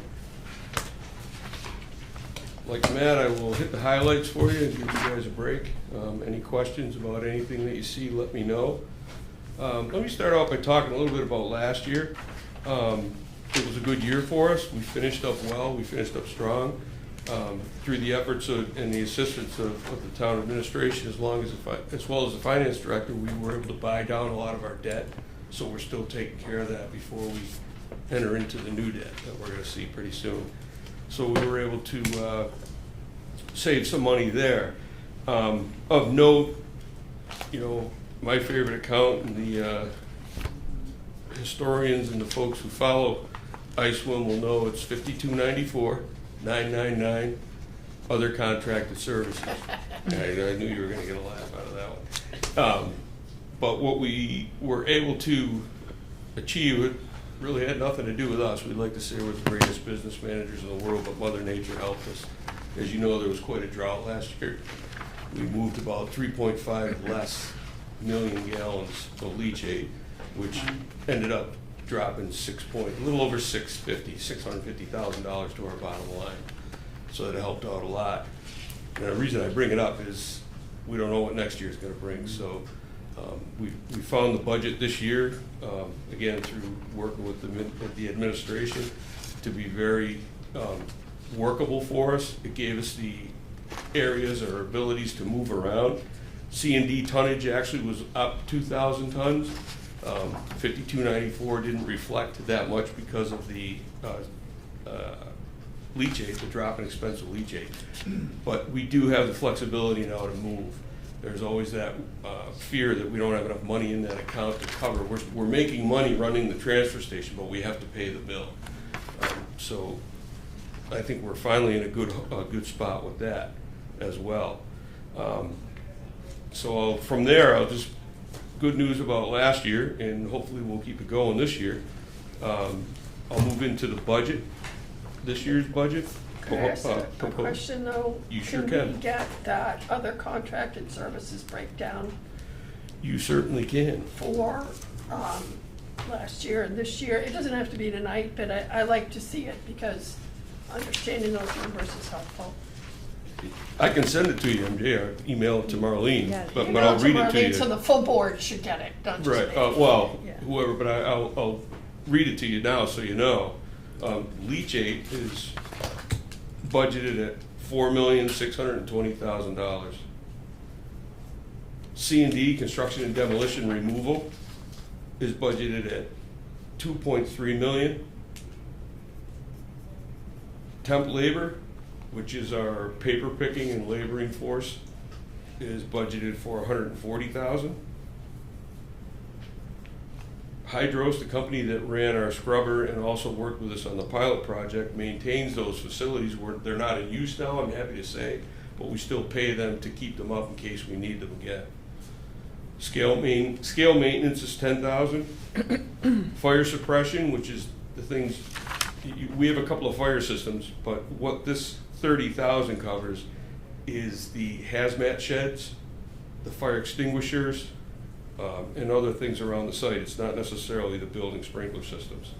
Gas blower maintenance, $10,000, and bird and pest control, $10,000, for a total of $7.2 million.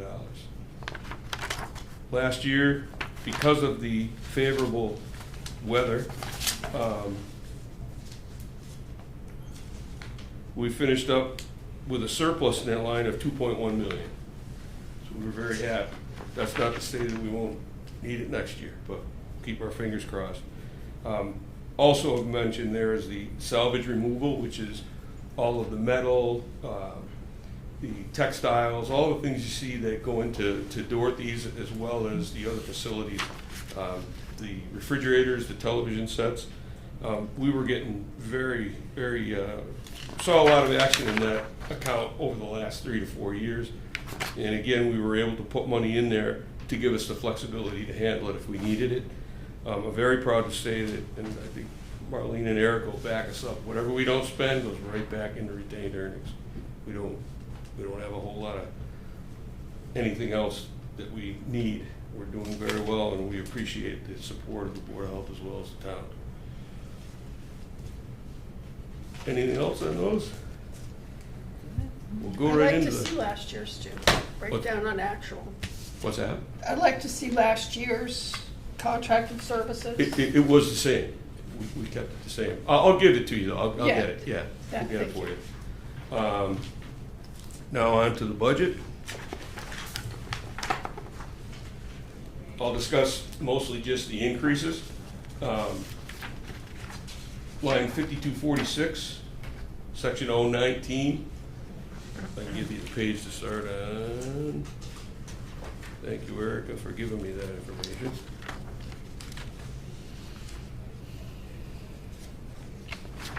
Unless it disappeared on Under me. purchase of services. Yes. Yeah, 5246. 2,000, on page 439-8. Yep. That's where it starts, and then it goes on from there. 430, 438, 439-1. I Eight. believe in your books, that's 8. 439-8. It's the first page, but it's -8. oh, okay. -1 is sewer. Yeah. Oh, well, we'll leave that to Matt. So, 5246, 019, which is administrative, that is machine repair. We knew copiers were due this year, so we recontracted, and we had a $2,000 increase in that line, which represented a 14.29% increase in that line overall. Following that is rentals, which is our trailer rentals. For those of you who have been up there know that the old trailers started moving out today. We had to put new trailers in down where the old guard shack used to be at the end of the drop-off area. ASA spent an inordinate amount of time getting that area laid out, He put the septic system in, he ran 2 water mains, one for the fire suppression system as well as the fresh water for the facility, down that road, which will become a main access road right where the trailers sit. So he's done a hell of a lot of work up there. Should be commended for that. One account that we did drop was 019-5305, services, data processing and purchasing. It was a $7,000 drop. What happened there was we were carrying some of the load for DPW on their data processing that Matt was referring to, that the trucks pick up. They can peg out where each can's dumped, what's in it. It was very, very expensive for us to carry it there, so we talked about it and decided to put it in the admin fee. So that allowed me to drop that additional expense out of that account and drop it off our budget.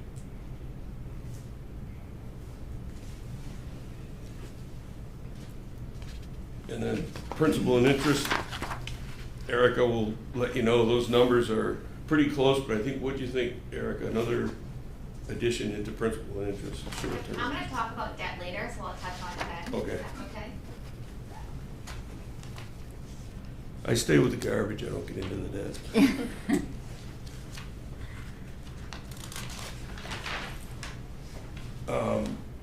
Hazardous waste, it's good news. It costs us more money, but it's good news. It's the cost of handling it is rising, but the popularity of the household hazardous waste days is increasing. We see more of it coming into our facility, so it's costing us a little bit more money, but it's keeping it out of the drain pipes and out of somebody's backyard and in the woods and wherever else it might end up. So we're pretty happy about that.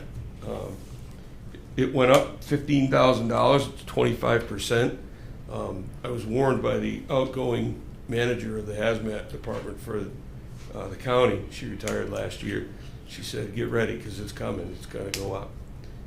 Getting harder to move it, costs more to transport it. So, but thank goodness we can handle it. Electricity, I took that up 10,000, partly because it's an 11% increase overall. Sometimes people forget, like, they just see the landfill and, geez, what are you guys doing? It continues to grow. Our electric needs continue to grow. We have more pumps.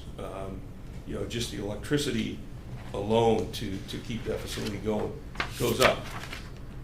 Not disproportionately, and we can handle it. I just wanted to keep you aware of that. Light trucks, I took that one up $5,000. It's a 20% increase. And again, as we grow, the smaller trucks are we're picking up a few more smaller trucks to move around the facility and keep operations moving. We're spreading out.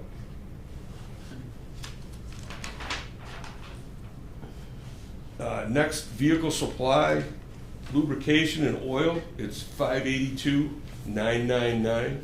We're into the operational cost now. What we're seeing there, I took it up $5,000. What we're seeing there is the different machines, the oils are changing. Not every machine runs on the same oil like they used to be. We're getting a little more life out of them, so we're not having to buy them quite as often, but they're getting to be a little bit more expensive. So we had to take that one up a little bit. We increased to $5,000. We spent $70,000 in FY25, and that's a $4,800 increase over the year before. And we anticipate that'll go again this year.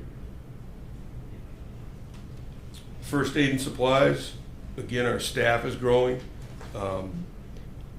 These are the eye wash stations, the first aid cabinets, and supplies. And they've been going up steadily. It was just time to move it up. We took it up $500. That's a 15% increase. Clothing allowance. The new CBAs went up a little bit in clothing allowance, and we're also increasing staff as we get busier. So we took that up a little bit to cover that additional expense. License reimbursements, I'm happy to say that's going up a little bit as well. We took it up $200. We're adding more operators, getting more folks online. Our existing staff is also moving up through the ranks, and they're getting their licenses. It's a very good thing for us. So at the end of the day, our operating budget will be $15,082,711. That's a $196,141 increase over last year. It's about 1.3% increase. That's including salaries and everything. All right, thank you. Comments from the board, thoughts, questions? I do have some information that I'm looking for, not tonight, but I had asked a question about why our host community fee went down last year, and the answer had to do something about less C&D. But I'm still interested in the host community fee, dollar per ton goes up every year. And it's weird because it goes up on a calendar year basis, not a fiscal year basis, because it's set by the state. Yep. But I would like to get an understanding of, what was our 24 rate, what's the 25 rate, what's the 26 rate, just so that we can understand. And it also has to do with the fact that we, for a long time, level funded our host community fee going to the budget. Yep. And then the excess was going to capital stabilization, and I just like to have a handle on it. Yep. I think, should we leave it the same way? Or if that host community fee rate is going up every year and we're still doing the same tonnage, and we're feeling confident now that we've expanded the life of the landfill, because for a while we didn't know if we were going to do that, and we're creating a transfer station that's going to provide an income stream in the future. Yep. Do we still need to maintain that low level of ISOM, or could we use it? And I think it's something that we need to have an understanding of. Yeah, I know we've had this discussion in the past. When you take a look at host community fee, it's a lot more variable than you think it is. The waste that comes in, certain waste qualifies, certain waste don't qualify. You're right, it goes up by BCPI every year. BCPI has been all over the place. For about 15 years, the first 15 years I was here, it was about 2.45% over that period every year, pretty steady. 1 year, I think it was 3 years ago, it was 8.1%. So to that end, I can't guarantee you. I know it's pretty steady. When we negotiated our contracts with the communities and with CMAS, we went for a 2.5% BCPI increase, just a 2.5% increase. And we held that. And I think it was predictable for the communities. They liked that. Talking to the administration, I mean, obviously, we like it. So the contract that we have with Falmouth actually does follow BCPI, but it's got curbs on it. It can't drop below 1.5%. It can't go above 2.5%. So that's probably the most comfortable place to be. To answer your question, Mary Jane, I mean, that's again, we're in the solid waste business, so it's not set. The town has discussed in the past, and we haven't changed it in a long time, but the town was able to add some things to that list of acceptable criteria or acceptable materials to charge the host fee to. So we're very happy to do that. They're marginal at best. I guess if I was representing a private firm, I'd say, well, I'm not going to pay a host fee on that. It's not daily cover. We don't have to do that. If it's marginal, we're going to do our best to put it to the town, which is what we should be doing. So we're doing our best to do that, and we'll continue. All I say is there's other things, and we've had this conversation multiple times. There's other things we can do, other ways to move it around, break it up. That's not my call. I can give you some opinions, but I would warn you that you have to be very careful. Don't play with money you don't have. Always go backwards. Play with house money. And I don't mean to lecture to you, but after being in the privite indmy Yeah, I know we've had our bad years, and we had, Yes, we have. last year, we had that, so that was interesting. My goal of asking the question is to better understand how the operation works, and I know you're always cautious about, you know, your preference would be we pay the host community fee in arrears, because then you know you had the money. Yeah. I get that. And we don't wanna, we don't wanna depend on more of it, because we don't wanna put that in the crunch. But, you know, if we know that this is happening, so what's our qualifying tonnage, what's our not qualifying tonnage, what are we getting per ton? Like, just so that we understand the way it works. Yep. And can feel comfortable that whatever we set as the host community fee, as our budgeted revenue, that we're comfortable that it is what we should be setting. Because looking at things on the revenue side, no, we can't just look on the expenditure side. Right. We need to look at the revenue side. So. Yep, and I think the town has made big steps moving forward. I think last year we put 150,000. We took the budget up 150,000. So you're up to $1,030,000 now, which is, you know, I'm comfortable with that. It's not to say that we're not susceptible to a drop, and you're not counting on it, because the town only 780, I think, we only budget 780. Yeah, it We're only- was we're only 600. budgeting 750. 750 went up. What, last It went year, up the from year before? 600, we were only budgeting 600 since, Right. you know. And that was a good move. I mean, I think. At the time, but Yeah. since then, we're in a different place, Yep. because that was, yeah, okay. And I any just want to questions feel that- comfortable, I just want to feel comfortable that that's the right number Yep. on both sides. Yeah, any discussions you guys want to have about it, I'm more than happy to come in. You know, Phil's the one who handles that for us. He does the calculation every year, and, you know, we'd be more than happy to discuss that with you. We just got to keep an eye on it and make sure we keep the train rolling. We want to Thank play you. with money we don't have. Thank you. And then that looks good. I mean, thank you, you do a good job of explaining and Got a heck of a crew up there, I'll tell We you. really do. Detail. Yes, do. Well, thank you. Not a problem. Thank you, guys. All right. Next up, Finance Department operating budget.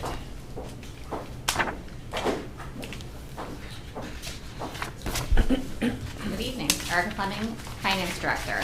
So here to present the operating budget for finance. Just a reminder, this is a budget of this department represents 3 divisions. We have accounting, assessing, and treasury / collections in this budget. The total fiscal 27 operating budget proposed is $1,125,742. Salary costs are $951,817, or 85% of the budget, and $173,925, or 15%, represent other expenses. Those other expenses are assessing valuation services at just under $65,000 and $60,000 for outsourcing our payroll processing. So I will take you through the budget changes. So on page 130-7, under 5111, these are all contractual obligations and changes. $8,300 for the department head accounting. 5113, $33,456. This change is substantial, and the reason for that is we, in fiscal 26, unfunded the administrative assistant and funded the assistant town accountant. We had some turnover in the department, reassessed, and we decided that's the best use of the money and what the department needs right now. Going down to our next section, assessors 5111. Again, contractual obligations for the department head and clerical staff. I will note that the 9.15% is artificially inflated because this does represent the current Unit A employees, and those numbers haven't been plugged into the fiscal 26 budget yet because they just settled their contract. Moving on, a small increase in office supplies under 5420. Dues went up as well, a small amount, $100 in assessing. Treasurer collector, Again, contractual obligations, 5,000, department head, clerical secretary, 17,456, and longevity, 875. 5342, small adjustment, we haven't found books in a long time, so we'll no longer budget for that. And then some adjustments to travel and dues, which brings us to a total increase of $91,162. Any questions? All right, for the select board.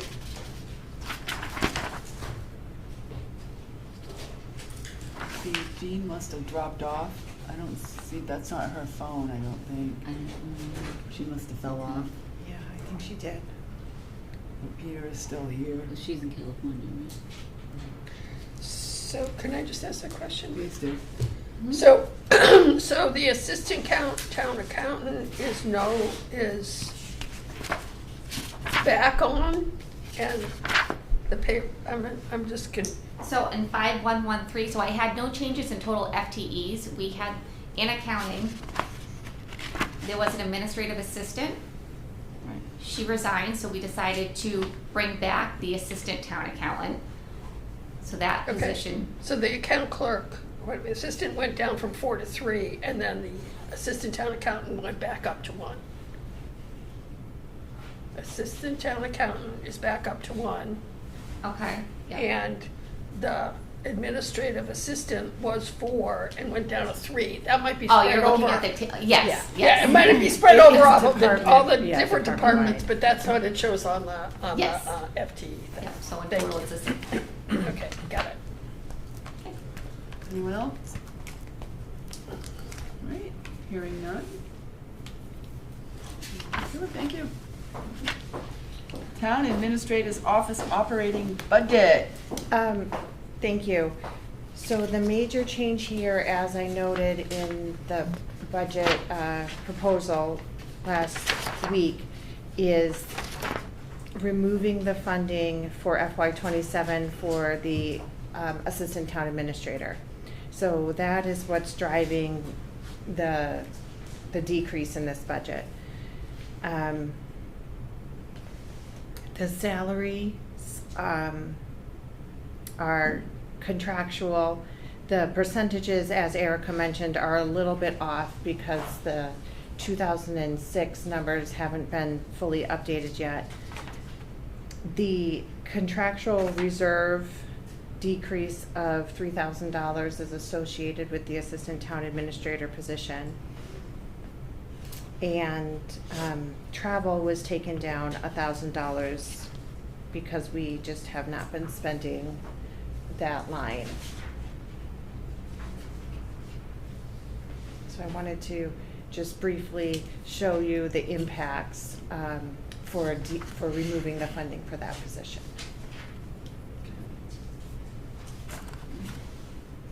Happy to answer any questions.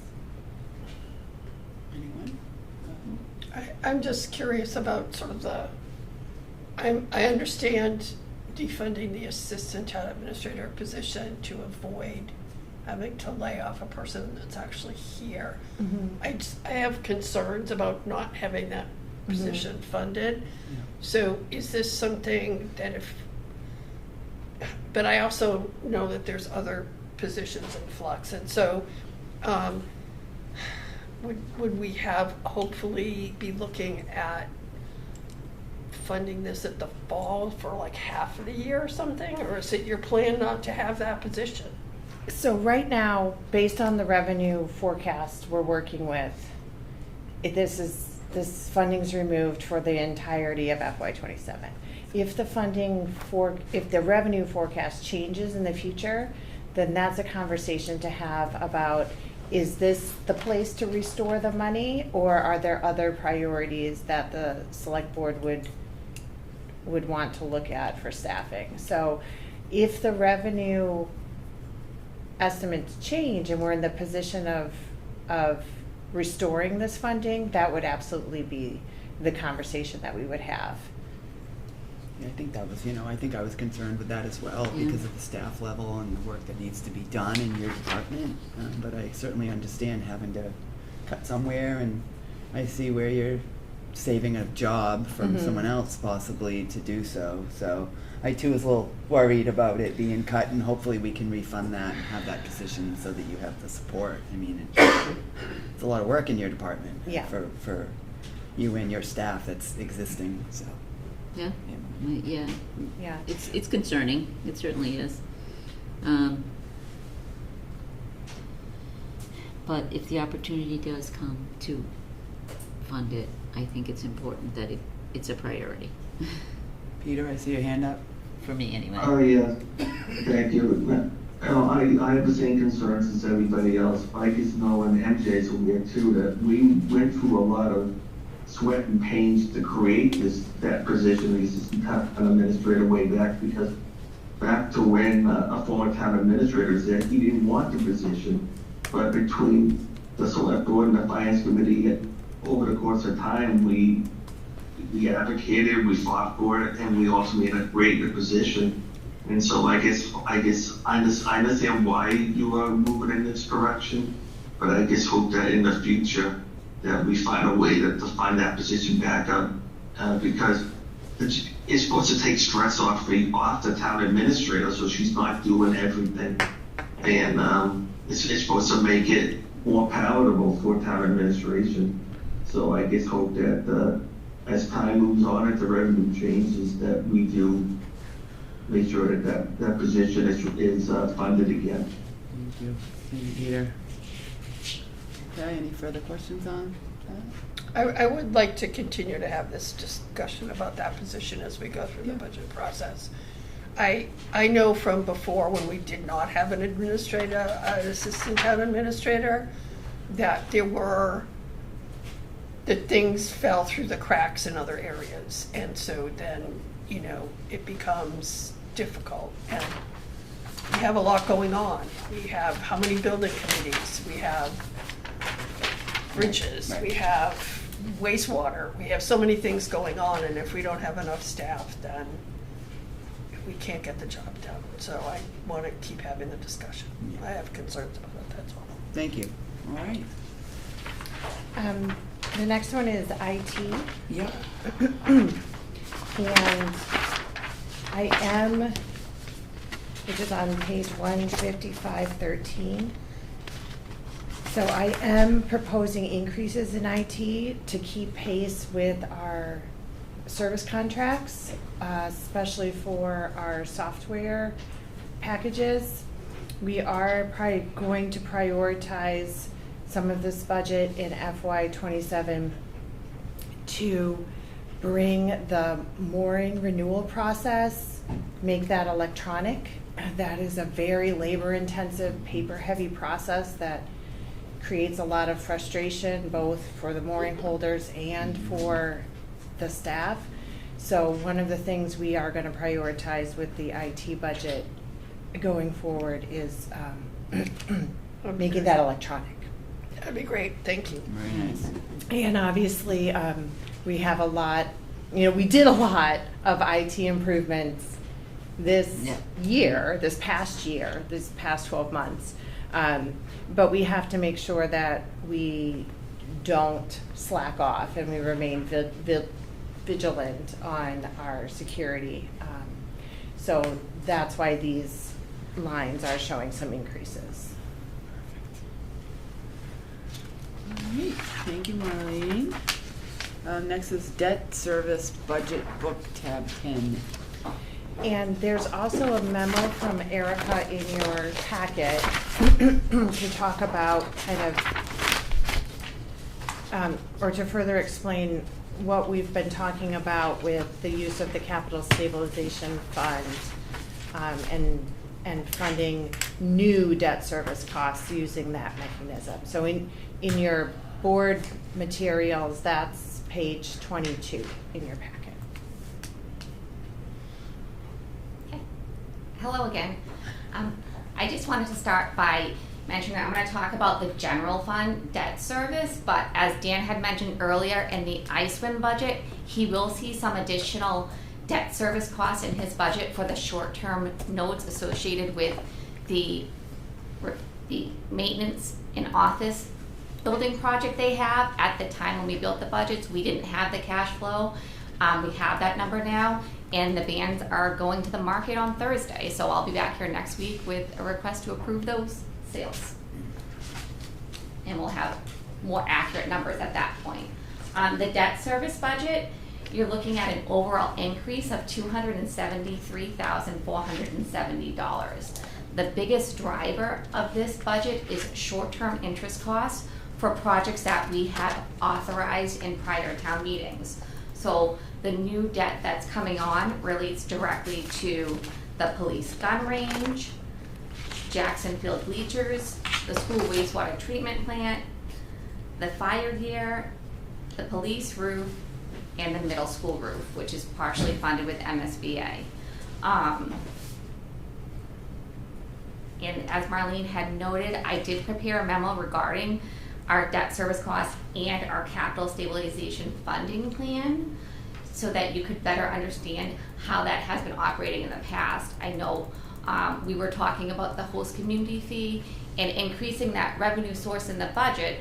Well, if we're increasing that revenue source in the budget, it's not going to be available here on the other end to source the debt service costs. So at some point we've got to decide which route, because one does affect the other. Part of the memo I wanted to highlight is that this isn't new. We have been using reserves to fund the budget for many, many, many years. It's right now we have a plan in place using capital stabilization, but in the past it was free cash. So it's not a new problem, it's just looking at what's right for us at this time. So I don't know if there's any specific items you want to move forward in talking about the debt. Long-term schedules are also in your packet, so you can see that. And then with the capital stabilization, there is kind of a there is a funding schedule to see how that's funded each year, so you can kind of see plus or minus. It's not going to be exact because we're working with estimates, especially on the short-term debt and things that aren't bonded yet. Where is the capital stabilization in the packet? It might be in the wrong packet. On page 23 is the capital stabilization debt financing plan.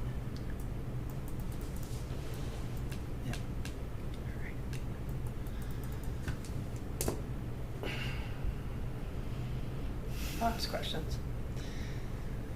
So if we were to increase the host community fee from ISWIM, that could become directly to debt service, right? I mean, instead of saying, okay, we're gonna take it later and it doesn't apply in that year, it becomes going in. And so one of the problems I have is taking free cash and putting it into capital stabilization and then using capital stabilization for the debt is pretty much the same as using free cash for the debt. It's just creating a year delay in doing it. So, and it's thoughtful. And I looked at the long-term plan, and if you look at the long-term plan, it says that we're going to put $1,350,000 of free cash into capital stabilization this year. I didn't see that, where that was coming from.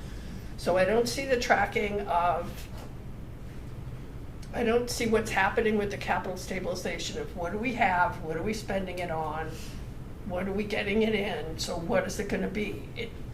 I couldn't track what was in the 5-year plan to what's actually happening. So I understand the concept, but I think it's, I'm not convinced that it's sustainable in the sense of if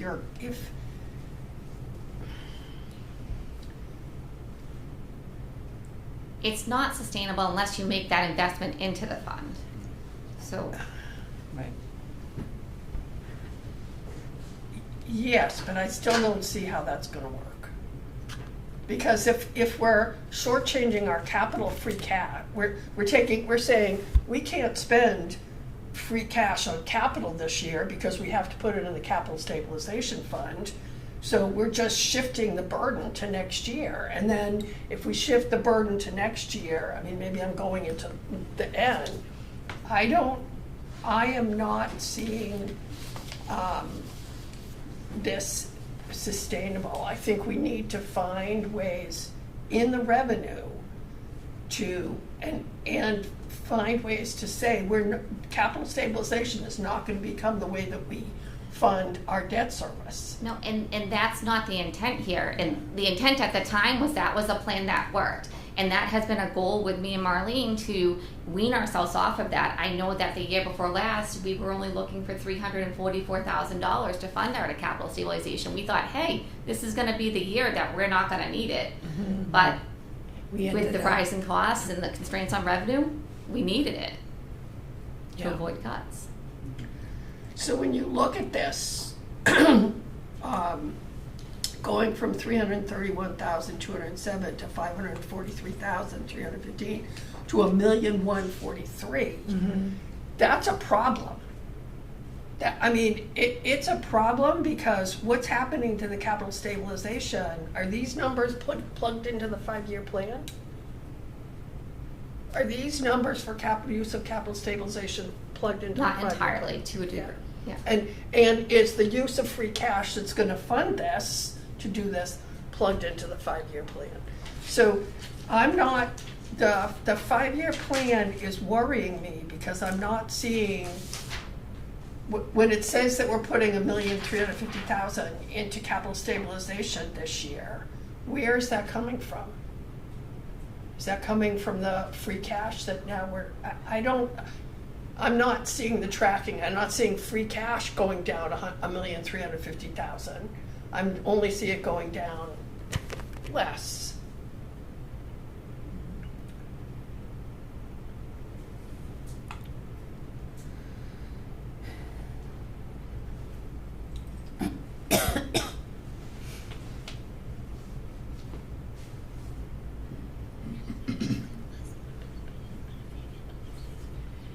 So I think some of this is decisions for the select board. It's either going to be, we're going to find this money somehow to put into capital stabilization. It's not going to, we're not showing it in the plan. There's decision points along the way that we have to make. Are you going to segregate or earmark revenues to put against debt service, so we don't have to use this? Those are questions that that we need to discuss and decide as a group. Erica and my goal is not to continue to fund the capital stabilization fund in order to carry the debt service. Our goal ultimately is to earmark or commit that money on the revenue side in the budget. But that's the rub with cutting positions or not being able to, to do the things we want to do day to day. So we're at the point where we're not comfortable pushing revenue estimates any higher, because we're worried that we're not going to be able to collect on them, and that the revenues are not going to be able to be as strong. The collection's not going to be as strong, and we've overshot our revenue estimates. We don't want to do that. So because we're budgeting for the future when we don't know what's actually going to happen, we're trying to keep a conservative revenue estimate. I've talked about how we're pushing some of those revenues, but until we can say, we're we're gonna cut the budget, we're gonna cut the daily operation budget, and we're gonna devote that money. You know, we're gonna cut the town side budget by 0.5%, we're gonna cut the school side budget by 0.5%, and we're gonna devote that money to debt service, or until we have come to those agreements, or until we've made those decisions. Right now, the track we've been on, we're laying out kind of the projection forward from the track we've been on.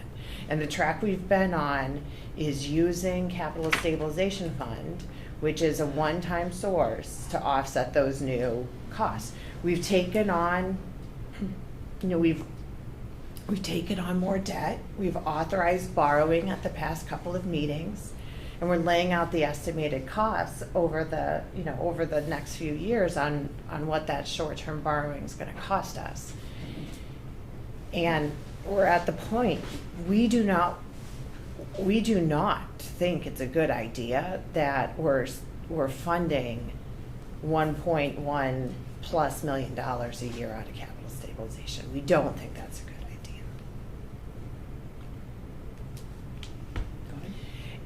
Well, so if our only source of revenue for capital stabilization is excess host community fee, which right now we're budgeting at $250,000 for excess. The sources uses says $780,000 of miscellaneous recurring revenue. That also includes $30,000 for another source. Right, and then and so there's $30,000 from another society. It used to be separated out so you could tell what it was. So it's $750 for ISWIM and $30,000 from something else. Okay, so $750. So that means you have, if you're budgeting $1,030,000 because you're budgeting for the excess, which you need to do, you're budgeting that's what host community fee. The host community fee is being budgeted $1,030,000 in the ISWIM enterprise fund budget, but that doesn't mean that it's going to hit that target. It doesn't mean it's going to hit that target, but I mean that's about, and that's why we do it that way. We have a lower in the revenue side and higher in the ISWIM budget side, so we have enough money to be able to pay that host community fee when it comes up higher, because it's going to come up higher than $750, most likely. So, but based on that budget, if we did get it, that would only be $280,000 of money going into the capital stabilization fund, which means that where else are you getting money from capital stabilization to fund this debt service? Free cash. Well, if we have Right it. now, yeah. Right now, that's what we're doing. And this year we're doing it at the expense of other capital projects that, like, because we took $1,750,000 to pay for the Southside Fire Station land, right, out of capital stabilization. It depleted what was in the balance of that account. And so it's really important to us when we're spending capital stabilization for a major purchase like that, to say how is that going to affect capital stabilization in the future? And I say this because I feel like that there was a repeat of something that I don't like to repeat. So when we built DPW, we took $1 million out of free cash to help pay for the DPW building. And the next year, we had to cut $1 million out of the budget to replenish free cash so that we would be where we needed to be for our policies. So when we take a big chunk out of money out of free, if capital stabilization is going to be our way of serving debt service, we have to be really careful of spending it for anything else but that, because it's going to cause a problem where we don't have money for free cash to pay for, $30,000 for the MSW thing for engineering this year, because we're replenishing free capital stabilization. So how much are we actually taking out of free cash this year under the new plan to fund capital stabilization? It was half, so 875,000. It was half of 1.7. Okay. So I'm still having trouble like getting my hand around how, what we had, what we're putting in, what we're spending, and what we're gonna have in the future, and how it's gonna work. So it's, I tend to, like to look at these things in a flow chart that has a summary information so I can understand it all. But and I have to go back and look at the 5-year plan to see if that $875,000 is showing us coming out and going into out of free cash. Maybe it is. It takes. It's partially there, but the 5-year plan's not an exact because these decisions haven't been made and they're not Right. final. Right. Madam Chair? Please do. So, I mean, I think at the end of the day, you as a select board and us as, town administrator and finance director, we need to understand, we're not going to be able to do everything. We're not going to be able to pay for everything. We're not going to be able to fund everything, especially not, not in one shot, in 1 year. We've had years where we've been able to fund almost everything, but that's unusual. So that's why it's so important that, we're very clear about what our priorities are. And building the South Side Fire Station was the major priority. So we had a discussion and, we collectively as a group decided to fund the purchase using capital stabilization. And I think that, we can spend more time talking about it, but, the money wasn't wasted. The money went towards meeting a major priority that the community's been struggling with for a long time. I don't think it was wasted. I think it needed to be done. I mean, I wouldn't have agreed to it if I didn't think it needed to be done. But we need to, when we understand, when we do that big expenditure, understand what's going to be left in that and how it's going to affect our capital purchases. I don't think we had a discussion at the time when we did that said we're going to spend $1.75 million on this, and it's going to mean that next year when we go to do our capital plan, we're going to originally it was going to be fully reimbursed, and then they said, well, we're not going to even be able to do what we are trying to do. So it's put into 2 years. But those decisions, we need to be clear about the effects of our decisions when we make them. And I'm not feeling that I have a full understanding. When I look at the capital plan, which has $136 million in it for the next 5 years, I'm worried. I'm worried about where we are and how we're doing things and being realistic about what the impacts are going to be. So that's all. Thank you. Okay. Debt service, shared costs is next. Yes, so shared costs, I want to have a very clear discussion. So shared costs, public utilities is tab 12, it's page 91175.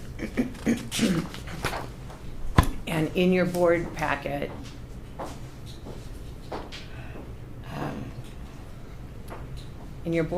on page 25,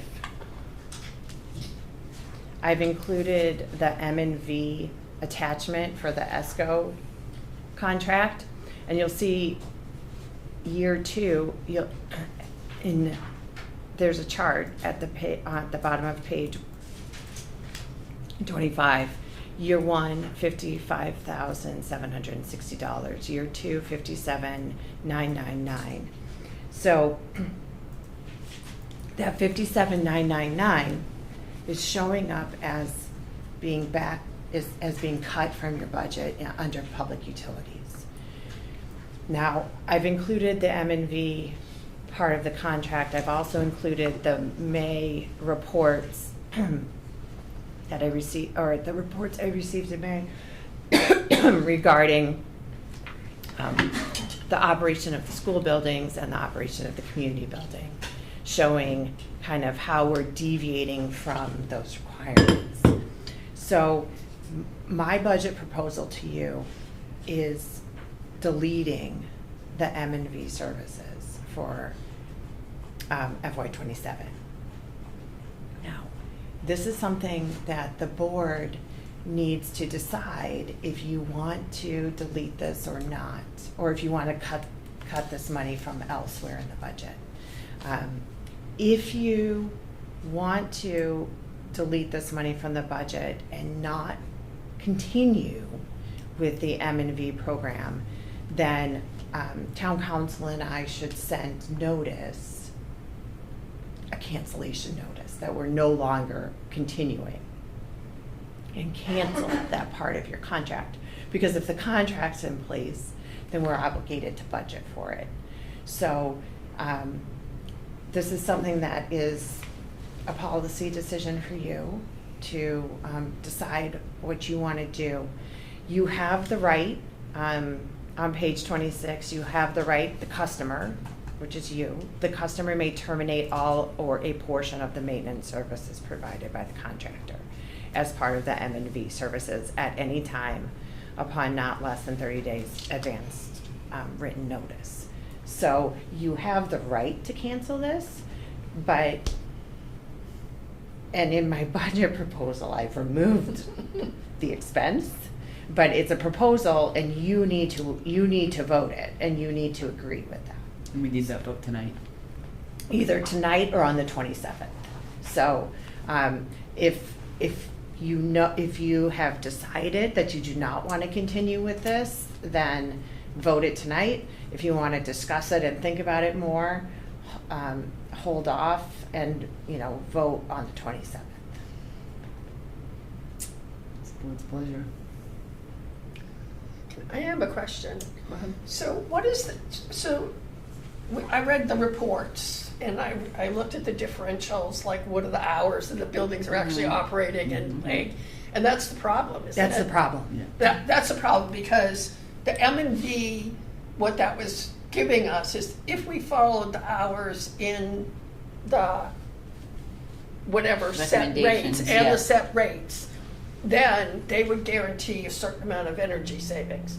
But if we're not following those hours, and if the hours are not the hours that the buildings need to operate, and the set points are not, need to be adjusted in order to have comfortable people in the buildings that are operating for the public, Right. then what we would be getting for the services, they're gonna say, well, you're not following the schedule, so we're not gonna compensate you for not making the energy They won't savings. guarantee. Right.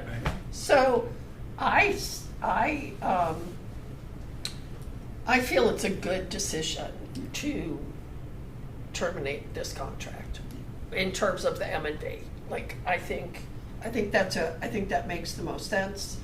I think we got a lot of work done and there's things happening, but I think we have scheduled, how many more years do we have to pay this? 14. I mean, the train lease purchase, Oh, that was like Well, 15. 15. Yeah. It's 15 years for the lease purchase. yeah. And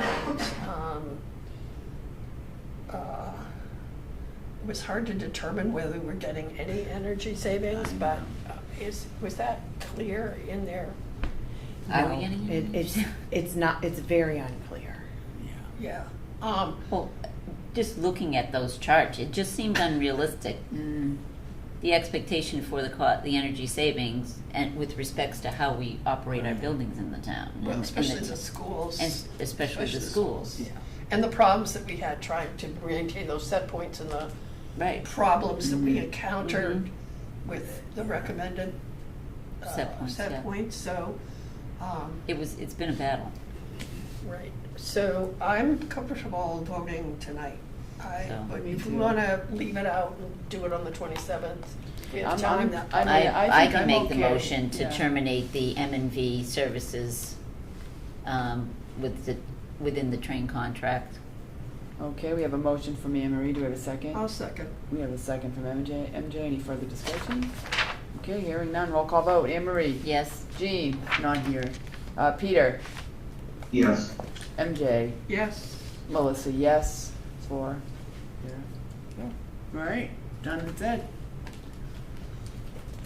All right, next is operating budgets with minimal changes proposed for FY '27. Thank you. So I put a list in your packet. Let me get to the page. I'm not gonna read them to you, but pretty much there's budgets with $0 changes proposed, budgets with minimal increases, just to keep pace. And then 2 budgets, vehicle, fuel, and veteran services, with proposed decreases to align with historical spending. These are the budgets that, if you want more information on any of them or would like to discuss them in the future, please let me know and we can go into depth with them. But these are pretty much the ones that there's not a lot happening here, so I didn't schedule them for discussion. Okay. But if there are ones anyone would like to talk in detail, just let me know. Any questions from the board? Peter? MJ? No? All right, moving on. I like it. Okay, so next we have a discussion. Any operating budget adjustments moved by select board members? So ultimately, the budget is the select board's budget, and when you turn it over to the finance committee on February 1st, are there any changes to the proposed? What you have is a proposal. It's not the budget. It's the proposal for you to start from. So I'd like to know if there are things that the select board wants to vote to change, so we can capture those and start making those changes. Madam Chair, Go ahead, Peter.